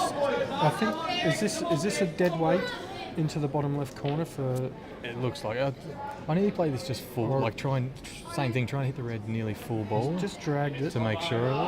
Taking control of the pocket. His pace was good, so it doesn't really matter. You just can get that bad bounce and leave a little bit of a doorway on the other side where full ball into the red He's sort given of. himself an option there as well, hasn't he? He's had that dropped. He's got the long yellow, double on the yellow, or possibly can slide it in with a shot on the back. Yeah, not the sort of outs you'd like to be playing at this point, but if you got to do it, you got to do it. Absolutely. You've still got to make sure you have some option there when things don't go to plan. I was enjoying commentary with Reece Godden. Got the tap on the shoulder and just threw him straight in. Yeah, you looked a little bit talking to yourself here for a little while. Little bit makes it lonely tricky. on your own, and sometimes you can miss some things, and sometimes the voice can get a little bit stale for everyone. So That's usually a difference of opinion, even when it is wrong. You know, been given plenty of chat from the live chat as well. which has been good. True. Yeah, well, that's it. What have you got? Probably 200 people to talk to on there. So I'm not sure of the figures, Dan. How many people have we got on stream at the moment watching the stream? 4. 40. Okay. It is early days. It's Over 260 people tuning in at the moment. yeah. Thank you. Welcome to the stream. Feel free to say hello and chat. We love the discussion. We love the banter. We love hearing how terrible we're doing.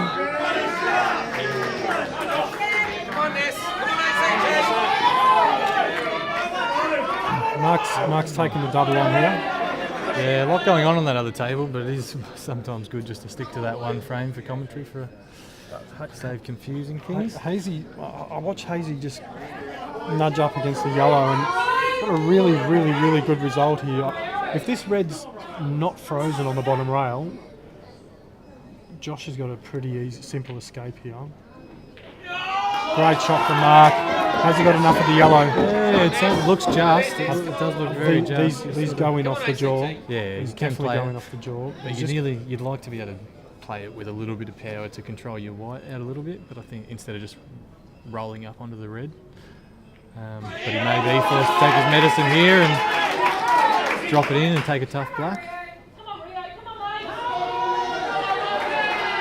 He's coming around the black, I think, yeah. Must have had a little.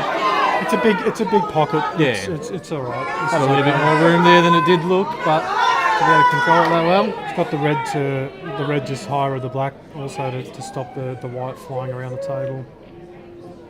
And a good and much needed win to Victoria.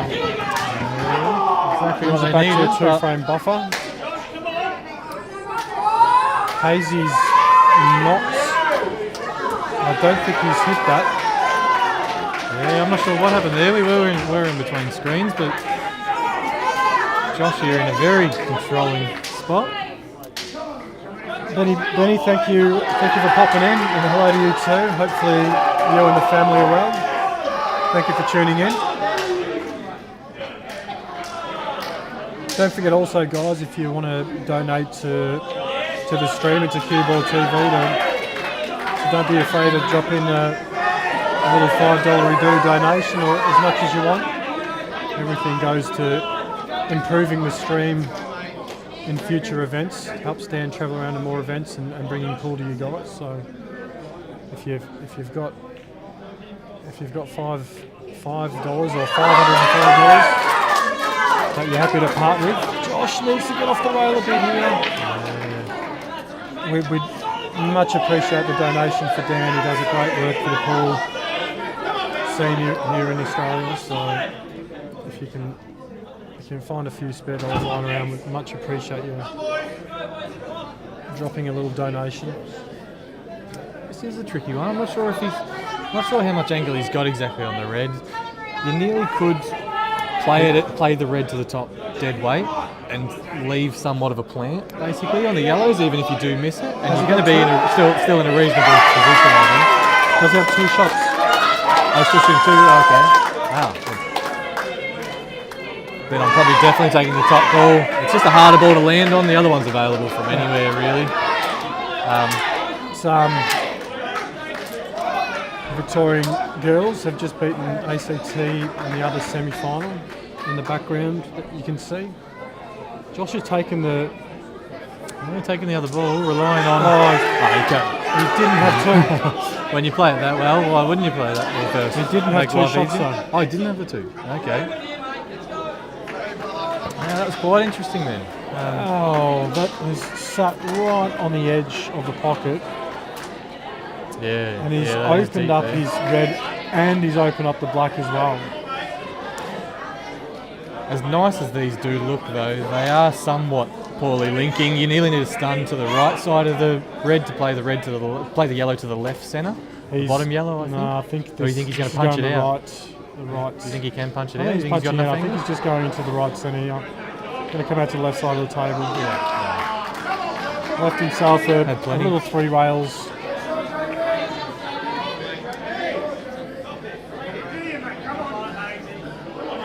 Yeah, it does look quite nice as long as he avoids those jaws. Plenty thin enough, he should be able to stay a fair way away from them. Jamie's a big chance here. He's just got to run this red, yellow down in the bottom left corner and just catch the red nicely that's on the rail. He could almost, he's looking at running through, he could almost screw back and catch the red that's just above that yellow, rather than running into the red on the side rail, which he's chosen to do. There was always a chance that happened, I read, but you're always going to have the other two as options anyway, so I understand, why you would still play it. That's a key ball. It's a very key ball. It's looking like it's possibly a double now. I'm not, unless he's got angle on this yellow that's on the right of the two down the bottom of the table. Yeah, as awkward as it is, Hazy knocks in that black to put Assay on the hill. I'm playing the bottom yellow next to try and stun into the gap. Even if you catch the yellow full, you're probably making it a little bit more accessible, I'd say.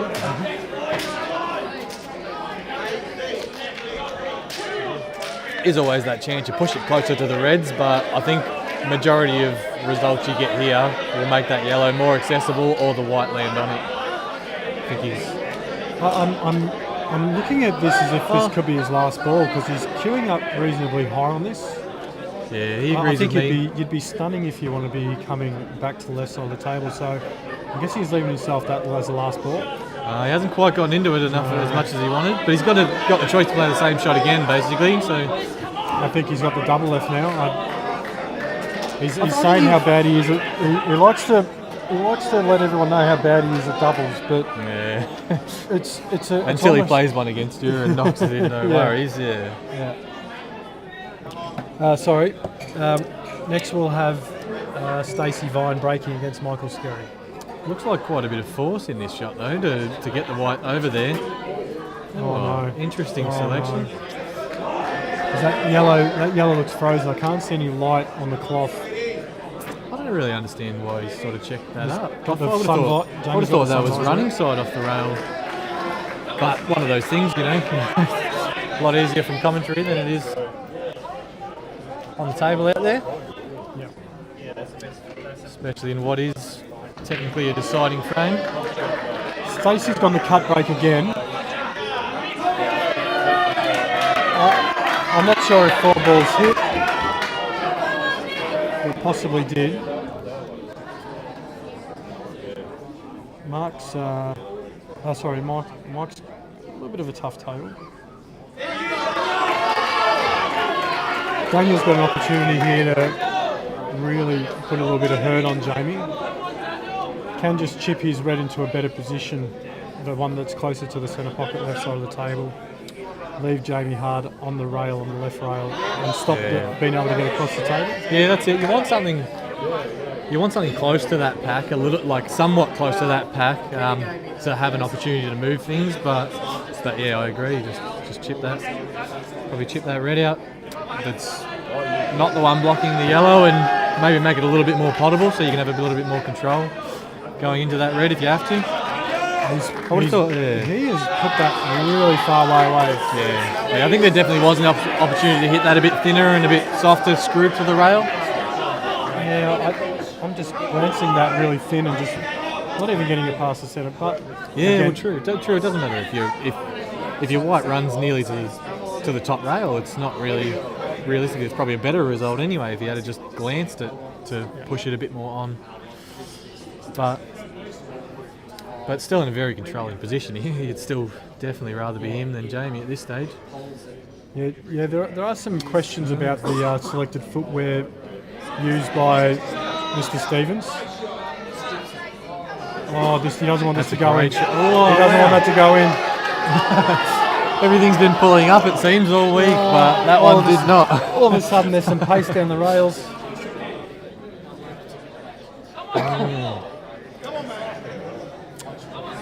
Not ideal, but still work here to do for Daniel. Daniel, a very, very formidable player, but probably hasn't had the nationals that he would have hoped for. I don't know. I'm not sure this is his first in the open side. I think it is, but I couldn't. I think he Couldn't be this too is his sure. first as a senior. I'm pretty sure. Yeah.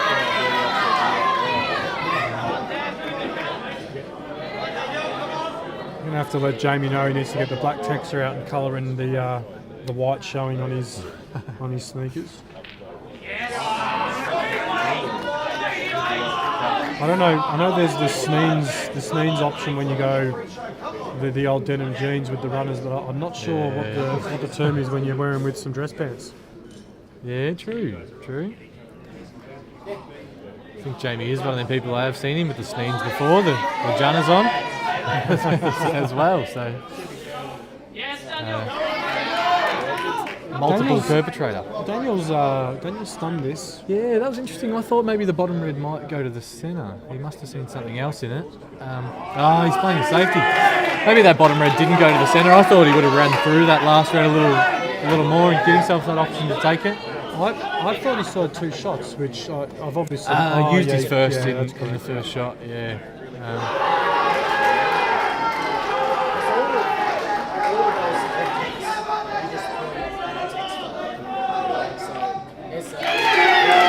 Back to a 2-frame buffer.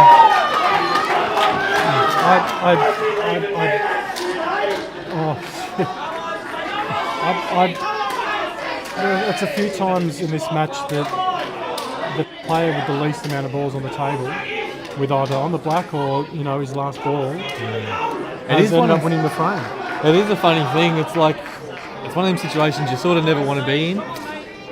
But given the circumstances, the player with more balls on the table is expected to win. So all of a sudden it's your frame to lose. The player who's already made the error, it's like, in their eyes, potentially, they've already lost it. Like, every opportunity they get is a bonus. Where, being the player who's still got the 6 balls on the table and all the control, the pressure's on you a little more. Can be looked at that way. That's all right. Just missed the shot. Dan's doing some wheeling and dealing, helping out a couple of the ACT boys with their streaming setups, and we just missed out on one of Stacey's pots, so we apologise for missing that. Looks like Clucky's going to cut break here. Oh, and the Reds rev it out of the centre pocket. They went in and out, and these yellows and reds. Well, that possibly doesn't matter with the position Stacey's in on the Reds over here. Still work to link them, but they are very nice balls.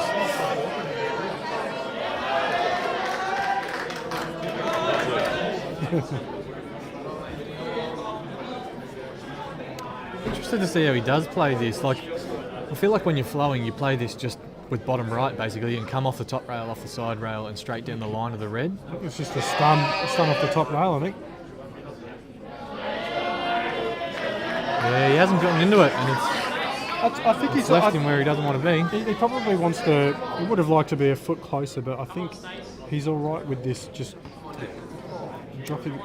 Maybe it does. Does it go to the bottom right? It doesn't look like it goes to the bottom right. I don't think it passes No, to the bottom right. I think he has to play it to the left. He's got that yellow to slow the white. As long as he's happy that he's not going to pot the yellow, obviously, because. But he's down on it quick, so I think he's happy. He's overcut it, and it's in off. I thought that yellow went to the bottom right corner, which is why I was happy just to come off the bottom rail. But obviously, I didn't see the table properly. Michael's got a really the way he has played it, potentially. Michael's got a really big opportunity here. to get his first frame for the match.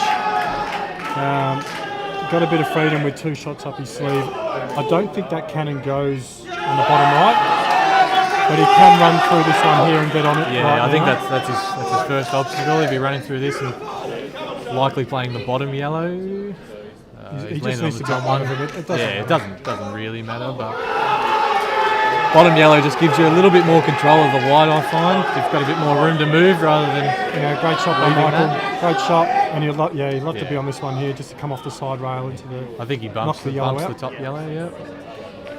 Just wants to come off the rail into it. Great control. That'll do. Sarwin's just fallen short of position. He was looking prime possum just to run these out. Might have to take the bottom right yellow. Michael, I think we don't have to commentate on Michael's frame here. He's got 2 shots up his sleeve. He's Yeah. got Yeah, a stun here into the bottom right corner, which is, to be fair, this is probably the option considering where the black is. yeah, smart lad. I agree. He's the right player for the job, I think. He's probably the player you want at the table with that kind of out. Yep. 2 shots. 2 shots. Just runs off the side rail for this one here. Yeah, this will be Knocks very the interesting black how in. he can navigate these reds. Sarwin's played a big shot. Done very well. And it looks like, with the final frame here, State, Sarwin versus Clucky. It looks like we could be on the hill again. It looked like it could be another 13-11 result for the 3rd time this Nationals. Yeah. We have a score update on the other semi, that noise we heard in the background. WA have hit the lead, they're 9-8 in front over New South Wales. Sarwin's just got to drop this in and probably screw back towards the black. Yeah, I think this is another one of those shots where, that's taken off. in a perfect world in practice, I think you probably check that up and play the yellow in the same pocket as in the left centre. But I think that's what he was trying to do. yeah, I think he's played running side. He just wanted to pull up a little bit shorter to play the yellow in the right centre. But it's one of those things. Playing to the centre, you can be a little bit limited on your white ball position. But he had the black for 2 pockets anyway, so it didn't really matter. But Well, guys, hopefully you haven't got anything planned, because if Sarwin makes an error here, we could be going to a playoff. He's overcut it. He's overcut it. He's overcut it. He's overcut it. We've got one of the most Putting calmest on a show. players in Australian pool at yes. the table right now, who would be feeling the pressure. Just been invited to England. And the captain, very fitting, isn't it? Absolutely. He is captain, I think. Captain of Australia as well, of the recent Australian team at the World Titles. He's not looking at going safe. He's taking his on. Looks like he's full-blooded here. Definitely not bad. Does have an option to lay up here. Now, what you could do here is you could almost get a safety here by knocking the red onto the yellow. The red onto his other red. Yeah. Blocking the path of the black, and then getting the nearly snooker. full ball. I think. But I think he takes this on. I think Yeah. he's putting this in the If centre and he's screwing got into the angle, screwing into the red. It's good to see. Good to see him backing himself and taking on the balls. Does this lower red I on think- the left of the centre? I think it does Does that pass go in first. clean? Yeah, I think it passes first, which is sort of ideal because it's obviously a lot easier to land underneath the top red than it is to land underneath the bottom red to get up to those top balls. May even take them first. Yeah, that was correct. Sorry, that was a bad read from my point of view. Could be moving the second red here. This bottom red needs to go, which it doesn't look like it does. He's pushing through this. Yeah, Oh my I thought he left goodness! himself that angle. This changes everything. This does. changes everything. It's an option for the drop snooker just past the red, but an up and down realistically you've got to back Sarwin Yeah. for. It's a very low percentage safety. Dan, I thought the same thing. It's I thought that he would have Clacky the way he's played this weekend. I would have thought he's going safety there, but considering where the yellow is and where the black is, it's an easy knock in yellow and a shot in the black. Has done well to bring the black into the mix, right in the natural angle. Cannot play that shot any better, I think, than that. Apart from maybe a jaw snooker, really. This is I'm saying it now, but he knocks us in. Yeah, he's still a very good chance with a little bit of side, but it does bring that extra element into the mix. It's a very fitting final frame. Absolutely, it is. Absolutely. Does Sarwin purposely foul here? Does Sarwin just tap the white up against the right? I don't think you can afford to, really. There's only one bad red. So You have to take this on. I think you absolutely have to. this Yeah. No, Maybe he's fouling here. He's fouling. Yeah. Oh, play those ones. Okay, that does make sense. I was thinking possibly push the black in, but you can always move the red and the black in one visit if they are in your pocket. So smart play by Sarwin. Clacky's ultimate requirement here is to get a red in the path of the black in the centre pocket. I think first shot here, it looks like he's got a nice angle to pump the double on the bottom ball and stun into the one in the centre. Worst case, if he doesn't pot it, he's probably going to have an option to lay up under the red that's near the centre. But if he makes it, then he's in a very commanding position. He missed the double, but yeah, probably overplayed it a little bit to my liking. If the white was a bit tighter to that. Do you play this into the left centre? jaw so it comes into the line of the black and leave the white? No, he's taking this on. Still taking it on. He needs to be low. He needs to be low. And he is low. He is low. He's got the angle that he needs. It is all about getting the spot between the yellow and the red here. Do you attack the side rail or do you try and get the gap? I think you overplay to go to the side rail. He's got the wrong side of it. Yeah, I thought I probably overplayed that and tried to use that right-hand side rail. Just so if you fall that bit short, you leave yourself a tidier angle on the red. Again, you know, these cloths, that backspin just didn't grab to send it towards the yellow. It does seem to be a thing that's happening over and over again. I'm not sure it is the players, potentially. Clacky's got no option. He's got to take this on, and it looks like it's going to be a triple. And he's just been given the 30-second warning as well. Dale, put the timer away. We want to see the best possible pool we can see at this point. There's 3 shots. Very There's fitting. possibly 3 shots left in this. Just let the men play. Sometimes it is a shame, but sometimes you'd kill for a timer.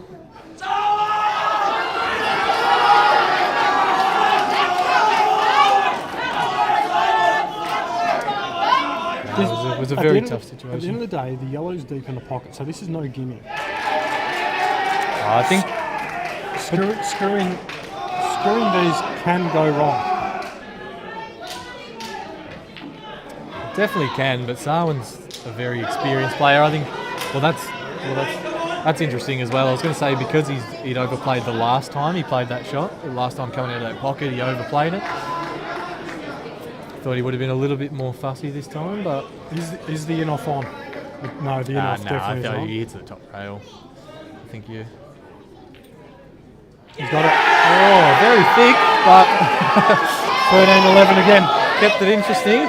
for the third time. For the third time, SA have knocked off Victoria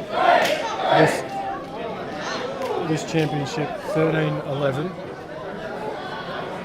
A lot of frames, you obviously weren't sitting next to me, a lot of frames possibly are going to be thought about and spoken about between players. Yeah, it is an interesting thing. It's funny watching that last frame was the exact opposite. Watching a lot of it, I feel people haven't been taking on the outs. You sort of want to play that team shot. You want to play that, secure the frame. But sometimes it is just giving your opponent that extra opportunity, where if they're a good player, even if they got to come off one rail, off two rails, they're probably going to leave you where you don't want to be, giving them that visit that they potentially couldn't have had.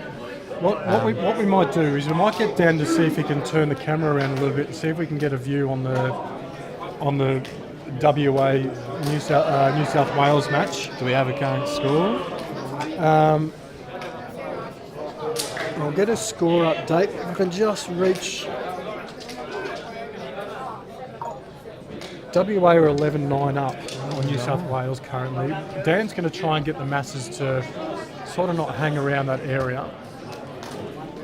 We're going to try and get a camera onto those two tables so we can sort of have a bit of a look. So we'll let you have a look over the score sheet while Dan gets this into position.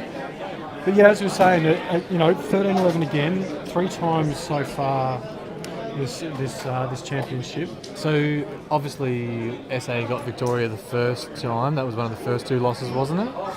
So the second time, did Victoria beat South Australia? And South Australia are still undefeated. They've had a draw. Oh, they are undefeated. They've had a draw, but they are undefeated. It's. I was questioning if Victoria could get 4 frames in a row at the end to take it to a tie break, and you look at those last 4 players, probably 4 of the most experienced players that Victoria have ever had. Yeah, it is nearly interesting how they play those. That's usually how I would play draws, basically leaving experience till late. So leave them early guys a bit of freedom. Yep. To play the game their way, whatever. Not playing deciding frames where the whole team's on their back a little bit. But usually most people would go the opposite way. And it nearly did pay off there. It was made for a very interesting match. 2 players of note. The captain of South Australia, Jaden D'Amica, missed out on getting a frame that match, as well as Ben Noonan missing out on getting a frame that match as well. Yeah. Two really big names for both teams. Not through mistakes of their own or anything like that, but being very well contained. It just goes to show the quality that each team has. Just goes to show the quality of players each team have got. That even your top players are in trouble. Yeah. Yes. So SA straight in the final. Victoria to play the winner of this match we've currently got going, if Sarwin can get his rude head out of the way. Loves a little bit of Bollywood time, does Sarwin. WA are currently a couple of frames in front. Both players are at the table. 1 frame away from the hill. I haven't seen the score sheet, but we've got the running score. We probably don't need the score sheet, to be fair, Dan. That's all right. We've got what we got here. Just need Sarwin, the Bollywood superstar, just to remove his bonce away from.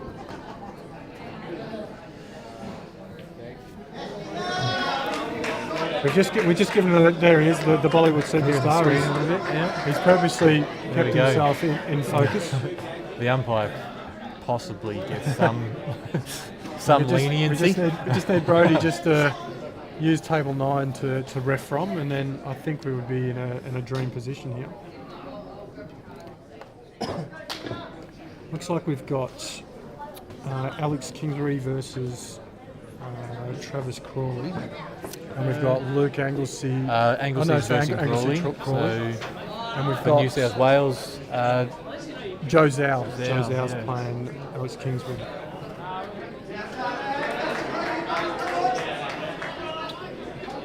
Steven Spielberg getting a bit of airtime as well. Dan Leach getting a bit of airtime. Just asking the players to get out of the view of the camera, so he's just plunked himself right in view. I would have thought with all the hard work he'd put in this week, I would have thought he'd be nearly stuck in his chair asleep by now. It's been an extremely impressive effort from Dan. I'm sure he's done the long days and everything. It has been difficult to fault the streams from everything I've seen, which has been quite a lot. It's been been a sensational effort. It looks simple, but I can assure you it's not simple. Oh, definitely. You know, a few monitors on a bench, and we've got 6 cameras floating around the rooms, as well as another setup in the snooker room for the Australia Cup as well. Yeah, I haven't quite gotten to all the rooms yet. I was sort of wondering how everything was set up. But yeah, a couple of the Oz Cup guys did say that they were in the snooker room. Yeah, nice tables in there. I played a doubles match in there and had a bit of a practice in there as well. And Yeah. the tables in there were actually probably more consistent to play on. Yeah. So they're the full-time tables in there, aren't they? They're not Yeah. Alex has got himself a shot on this last red, and a black reasonably close to the centre pocket. Doesn't really have to do too much. You can just screw back a foot or two, just avoid the yellows, and put them on the hill here. What is the situation in the case of a draw? Is it 1v1 or 3v3 or That's taken off. That's taken off.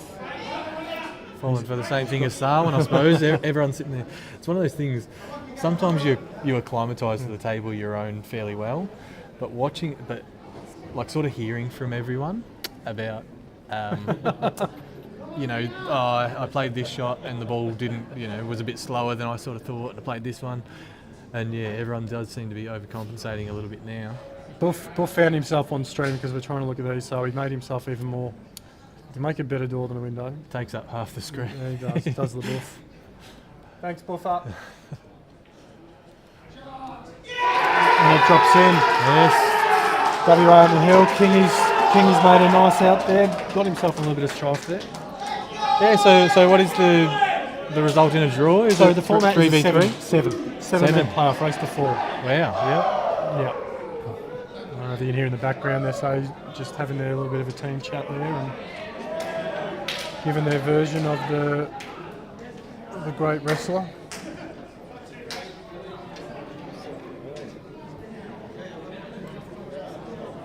And see, New South Wales are my pick to make the final. Yeah, a bit of a change up this season in their team, but they're a very strong team. I wouldn't have been surprised to see them potentially higher than where they are, but A lot of Queensland regulars in the New South Wales team, but have played consistently for New South Wales. yeah. It's definitely a strong team. You look on paper, you can be a strong team on paper, but you've got to be a strong team on the table as well. That's it. Realistically looking at it, usually New South Wales has Woodsy and Rusty, so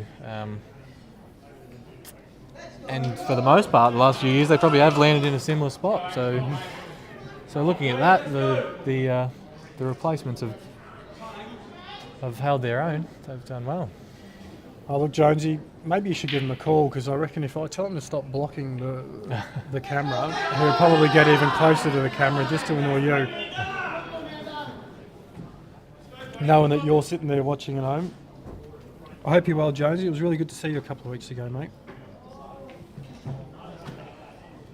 Yeah, you've been doing a lot of travelling lately. It seems like you've been everywhere.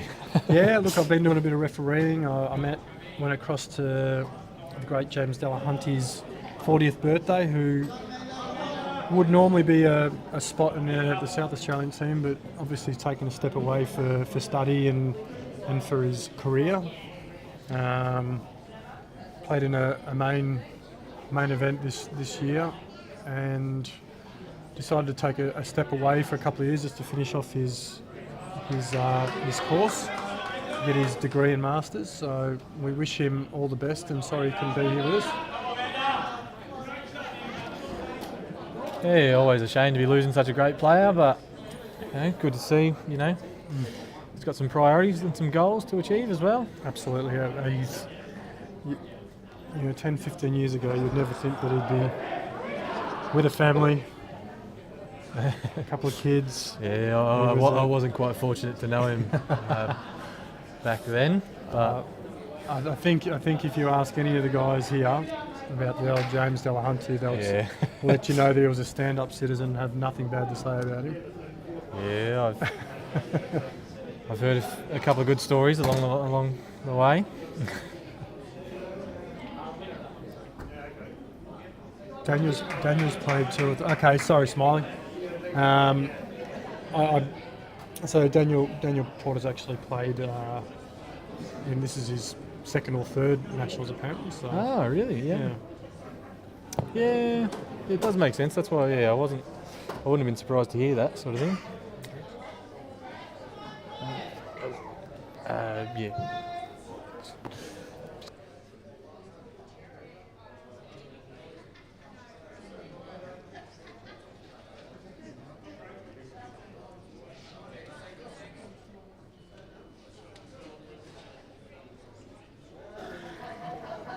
I've got it here. So, looking at the score sheet, looks like New South Wales got off to a good start with a 4-1 lead, and then WA came back and evened up that round. Basically, frame for frame since then, until WA got the lead, and frame for frame kept the lead. 1-3 on the trot. Yeah. And this is the lead that we see now. Matt Gartrell with the saving grace for New South Wales, stopping that 3-frame run. It is. We've got Mandar versus Spongy.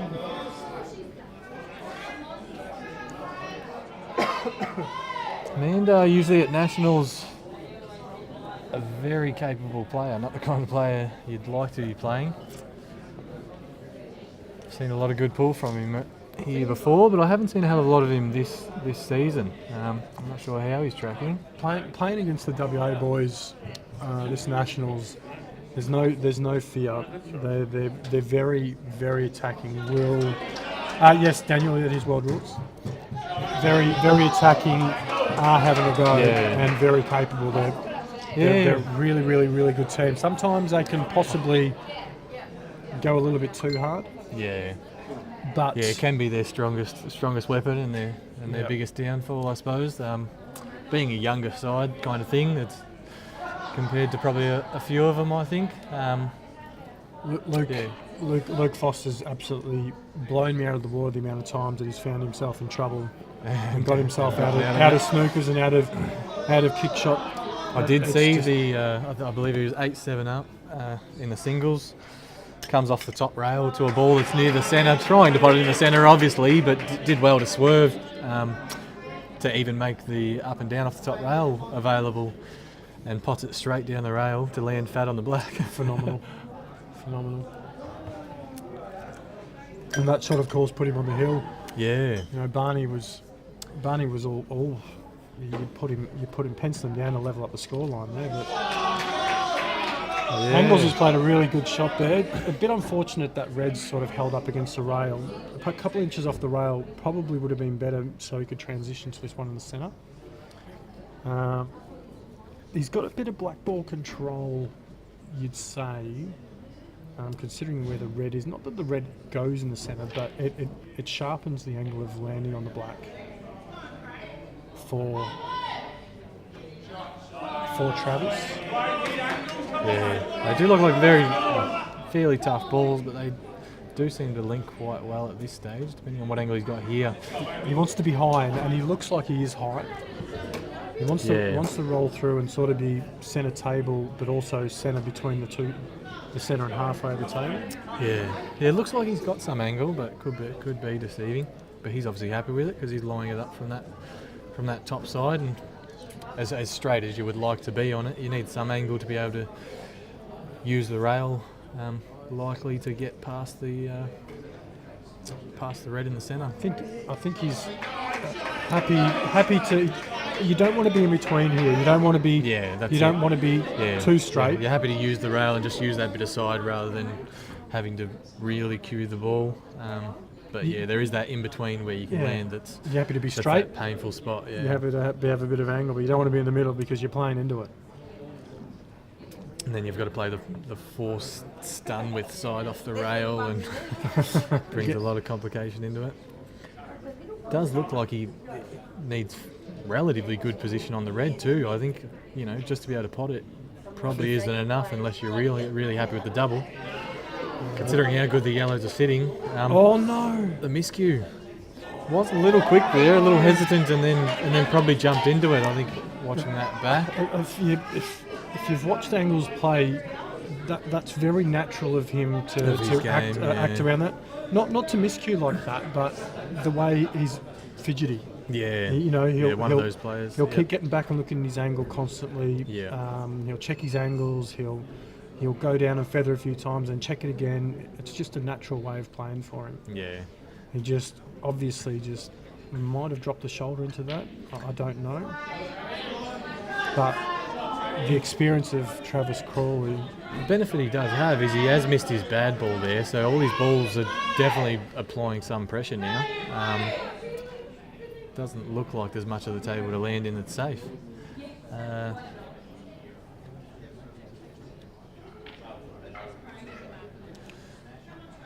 There is no real shot to nothing. It nearly looks like on this black. He's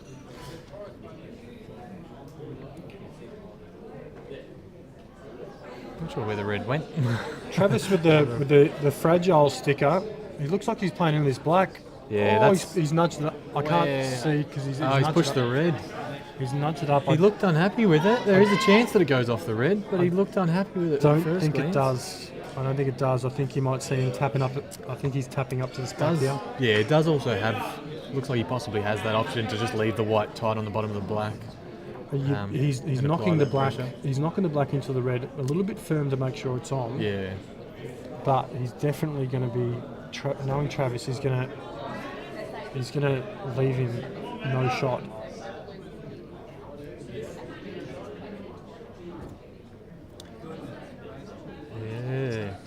Yeah, he's definitely didn't look like he's looking at the pot unless he's really looking to play it through the ball off the rail first. No, definitely looking at the safety there, and just like we thought. Can't have done a lot more. And these jaws are actually quite wide, so going across the table into the yellow is not really an option. Requires some side. And at least. Playing side with the white ball so covered by the pocket is going to be tough.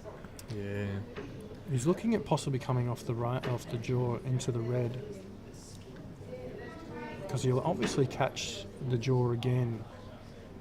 Although I think he is total.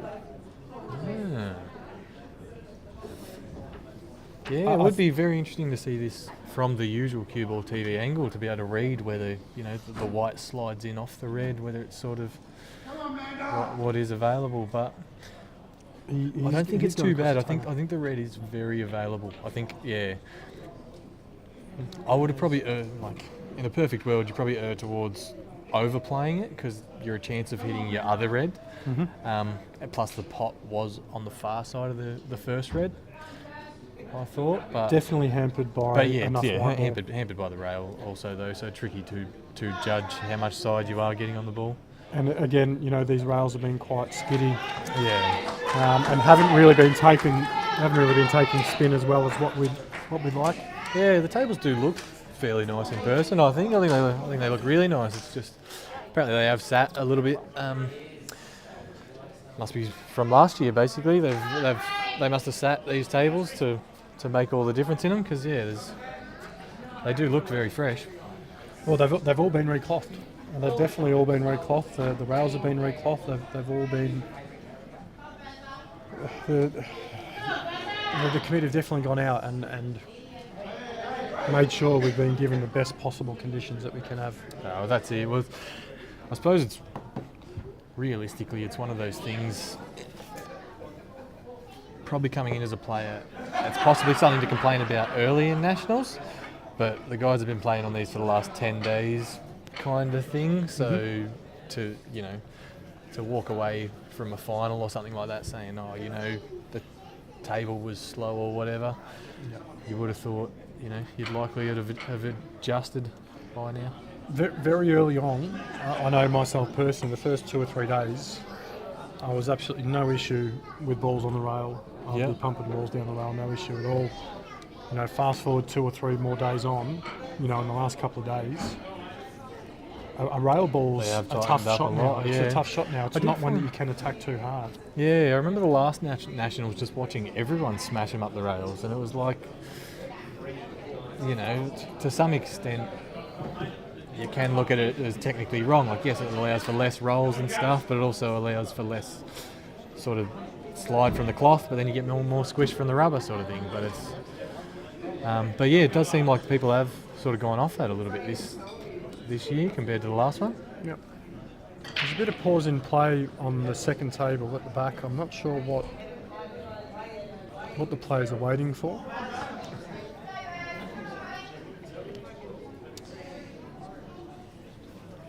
Yeah, well, Nessie's reaching into her handbag. I'm not sure what's happening here. Might be an issue with the scorecard.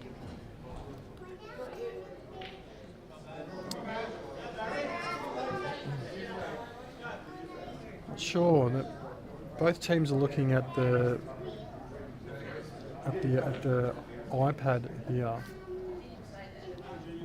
yeah, I'm just going to refresh. definitely some confusion somewhere. Yeah, I'm just going to refresh Pullstat score sheet just to see if there's anything changing. Because Craig Stevens. They're checking a foul on the stream. Oh, okay. Surely not on. Oh, maybe there. Oh, yeah, there Because is another- there Nessie's is another streaming on stream over camera, there. so So they're streaming it back on Facebook to check it. I don't know if you can rewind back unless you Yeah, while finish it's the live. stream. Yeah.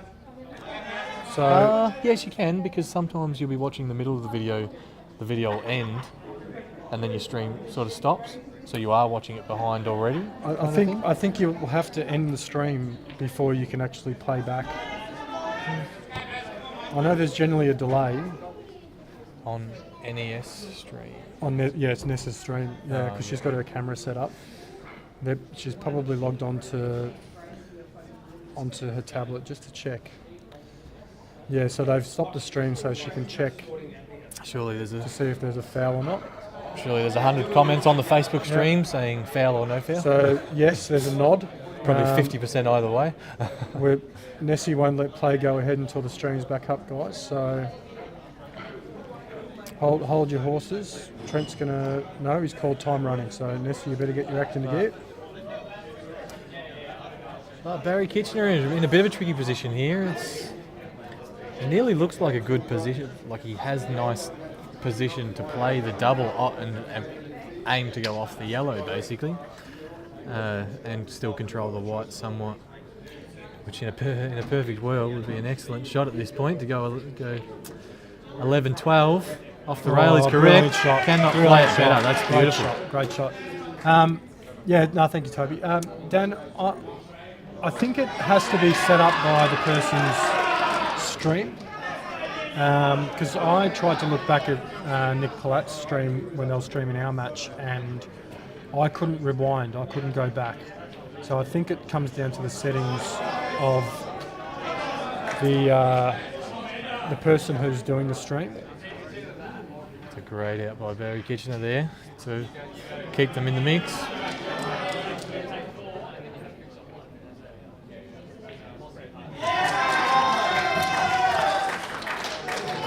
Wow. Yeah, well, you can definitely watch on YouTube, but on Facebook Live, I think it comes down to who's streaming it and what settings they've set up, whether they allow playback during the stream or whether or not they don't. Because I'm pretty sure allowing playback during the stream, it uses a lot more storage on the phone. Sorry for the wobble, guys. Dan's just altering the camera, so Clint, I'm glad that there's a gap between the L and the I on your shirt there, mate. I'm definitely glad that you fill it out properly, because if there was any ripples in that shirt, there would be questions about what is on that shirt. Dan's getting right into table, probably a little bit too far. Dan, No, it's focus. We just got the focus on the closest table. We're going to get down just to make sure that the back table's in focus. So score's currently There we go. 12-11. This Yeah. is deciding frame. Just waiting for that to be updated. Just got to get Brownie, make sure Brownie stays out of view here because he's wobbling around. Amanda probably with a not quite cueing that ball as well as he would have liked to, which is interesting. Shows that anything can happen here a little bit. As tricky as the black may be, I would have thought he was aiming to take them on. I think he would have taken them. See, it's hard to see the black Yeah. whether it goes into the bottom Yeah, it corner could or pass not. to that top right. It could be easy to the centre. Could be easy to the corner, sort of thing. It's tricky to gauge. It's not the kind of black you obviously want to be landing on do or die. But if it is covered to that top right, which is likely. Yeah, I guess so. Hey, whatever. Just trying to get Wayne to get his bonce out of view so we can see what's happening in this top corner. We might just have to put a couple of chairs in the way. Yeah, Craig opting for the smother up there. Looks like he does have very little options at this stage.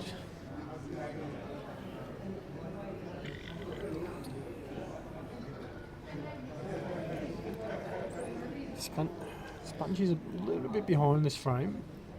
He's probably a visit behind. Sorry about that, guys. Reese's phone's playing Space Invaders.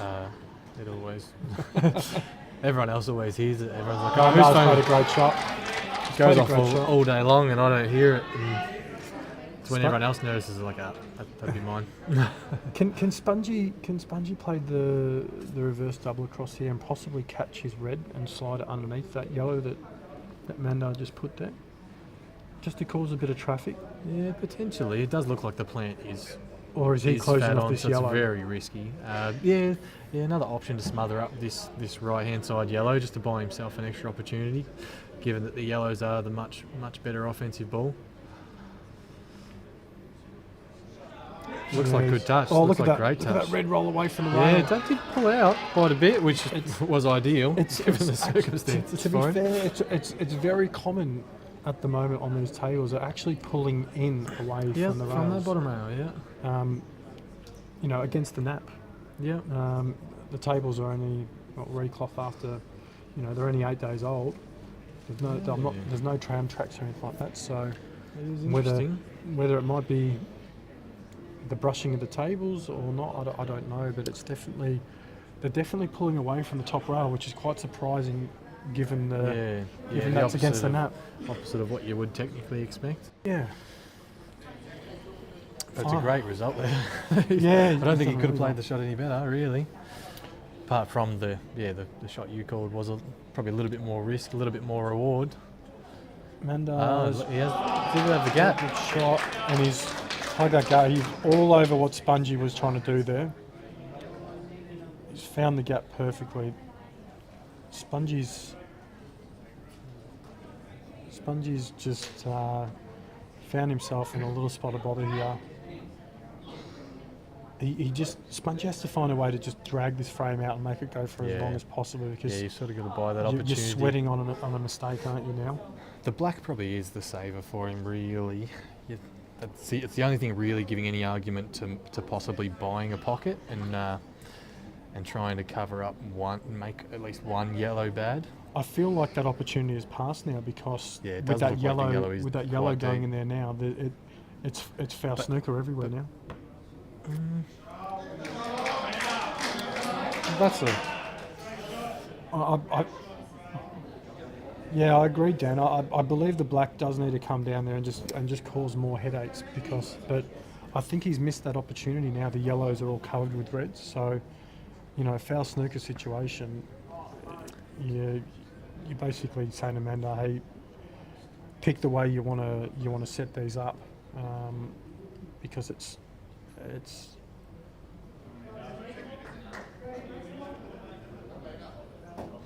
I'm struggling to see what Spongy's going to do here. Yeah, this that's interesting okay. selection. Yeah, he can almost double this red across and then possibly take this. Now I reckon there's a gap. Yeah, I reckon the red on the rail always- closest to us can get below. Always risky playing those shots when your opponent has a ball either side of the corner. Like, you don't have to leave much of a gap to make, you know, one of those two balls sort of pass, and then all of a sudden you leave the option where, you know, you may be able to double the far red back this way and then play one under, and all of a sudden the pocket's open and frame's available for him, really. I feel like he needs to get this red out from the other side of the table here, whether he doubles it and it clips off the yellow, but for him to take this pocket, the closest pocket, he needs that red out of there. It does go both ways a little bit though, because Manda needs to make position on the black, where if you leave that red in there to block that exit from the pocket, can be nearly just as valuable. But the way Manda has played this frame, I don't think he's in any rush to take on anything that's risky.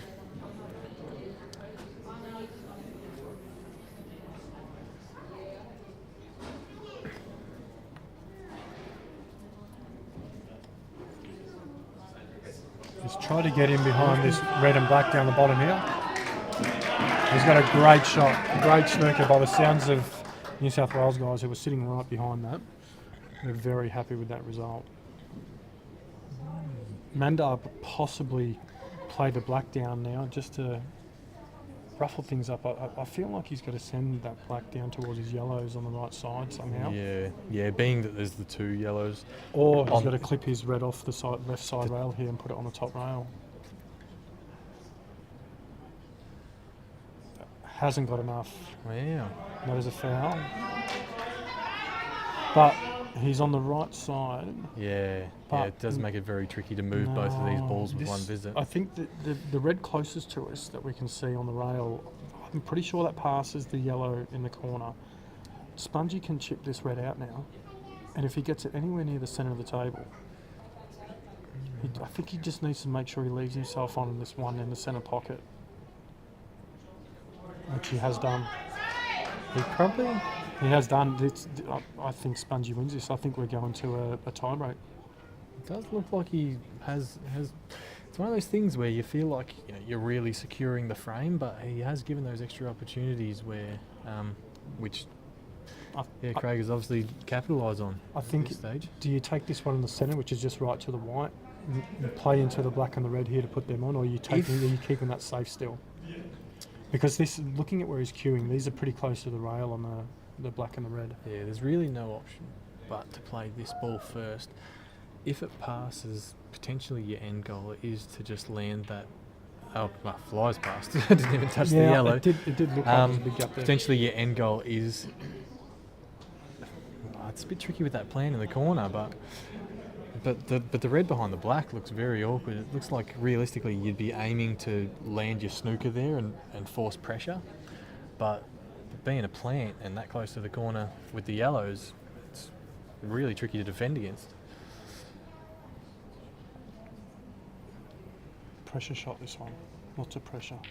He's drawed it. Yeah, he was being forced sort of the wrong side of all his balls a little bit there. Probably being forced into a position where he is leaving maybe one red on the table. Where he lays up, which isn't, understandably isn't the position you want to be in. A lot easier to defend against one red than it is against two. Manda's still got to find a spot to put this black, and to me, he's got the double into the opposite centre. He's got the black that possibly goes into this side, the centre closest to us, or it goes in the top left corner. The far right corner as we see it. It does. It's tough to see where we are and in the position we're in. But in person it looks possible to the centre, but not what you want to be playing. You'd you'd basically run into it before you'd try and land on it and chop it in the centre. I'd say He has to. He has move to. something, given that you're going to have 4 pockets to pot it in. He's got no choice but to try and run these out now. And the fact that he's let that white run through a little bit and not giving him much white ball to play with is interesting. really interesting. Now he's basically jack up stun to go. Just grabbed his towel. I reckon that cue might not have gone through as much as what he wanted. Yeah.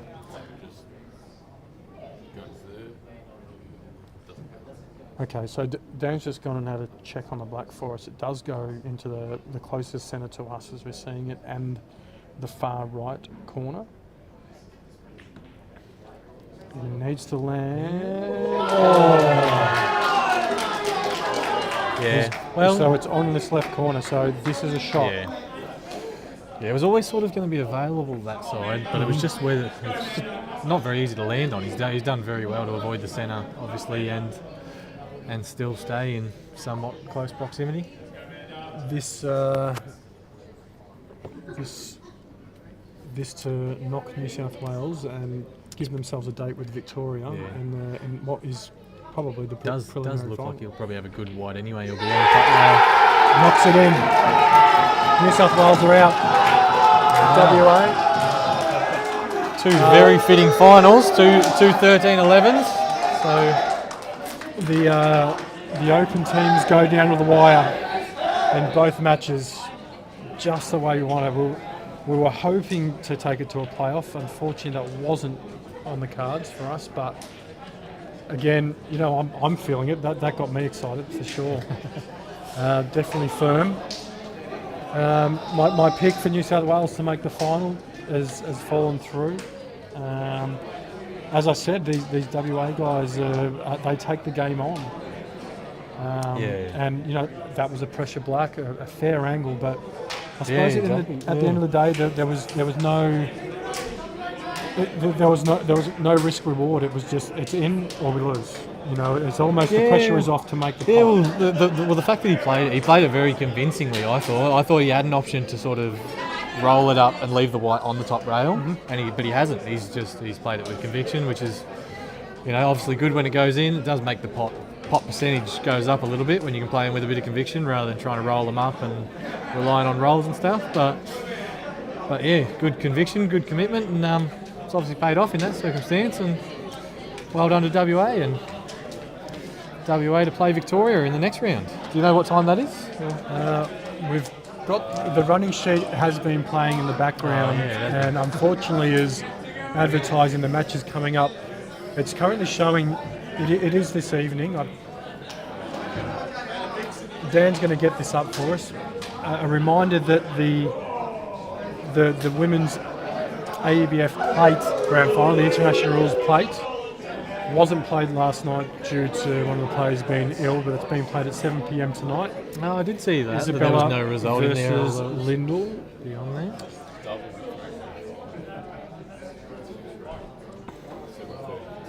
Okay, so we've got in about half an hour, or not even half an hour, probably 15-20 minutes. They might delay the start just a little bit to give the players who've just finished playing in the teams a bit of time to possibly get some lunch, have a bite to eat and settle down. Because we've got the doubles grand final. I know that Sarwan and David are one of the teams. I'm pretty sure the Foster boys are the other team in the final. I'm not sure who's in the finals for the women's or the Masters. Yeah, the women's won their match and they were on top of the ladder, I believe. So they For the doubles. I'm not for talking the about doubles. Sorry. Sorry. So Bella is still a chance, I think, of making every final. So I think that's the Opens final, the Plate final, and the doubles final. So purely because of SA, well, Lyndall's not playing in the women's team. Yeah. SA, she's the manager of the SA team in the men's, so they're not playing this evening. So she is available. Victoria have gone through to the final tomorrow in the women's, which has made it available for Bella and Lyndall to play their final tonight. So at 7 p.m. tonight, with the AEBF plate grand final, the international rules Plate, final yes. for the women's.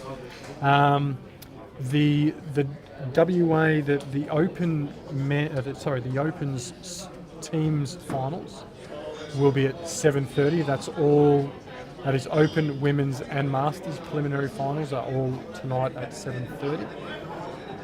But we will be having the Australia Cup preliminary finals starting at 3:45 on the third stream, but all the doubles finals will be starting at 3:45, so 3:45. Reece, thank you very much for joining the stream. Yeah, it's been a pleasure. It's been good to have you here. Have someone to chat to. Everyone who's joined the stream and watched the stream and stayed on and messaged and been a part of it, thank you very much. We're going to have a little bit of a break and we'll be back for the doubles. Yeah, thanks very much, guys. See you shortly, hopefully.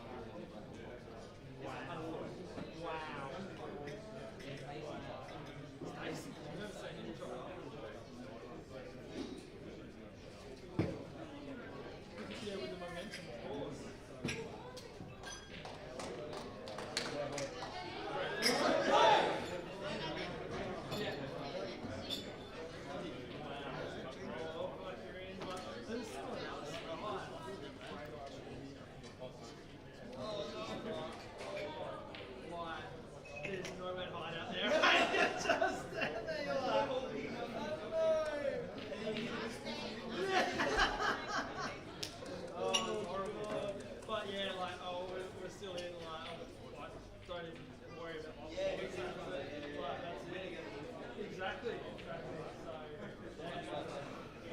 So,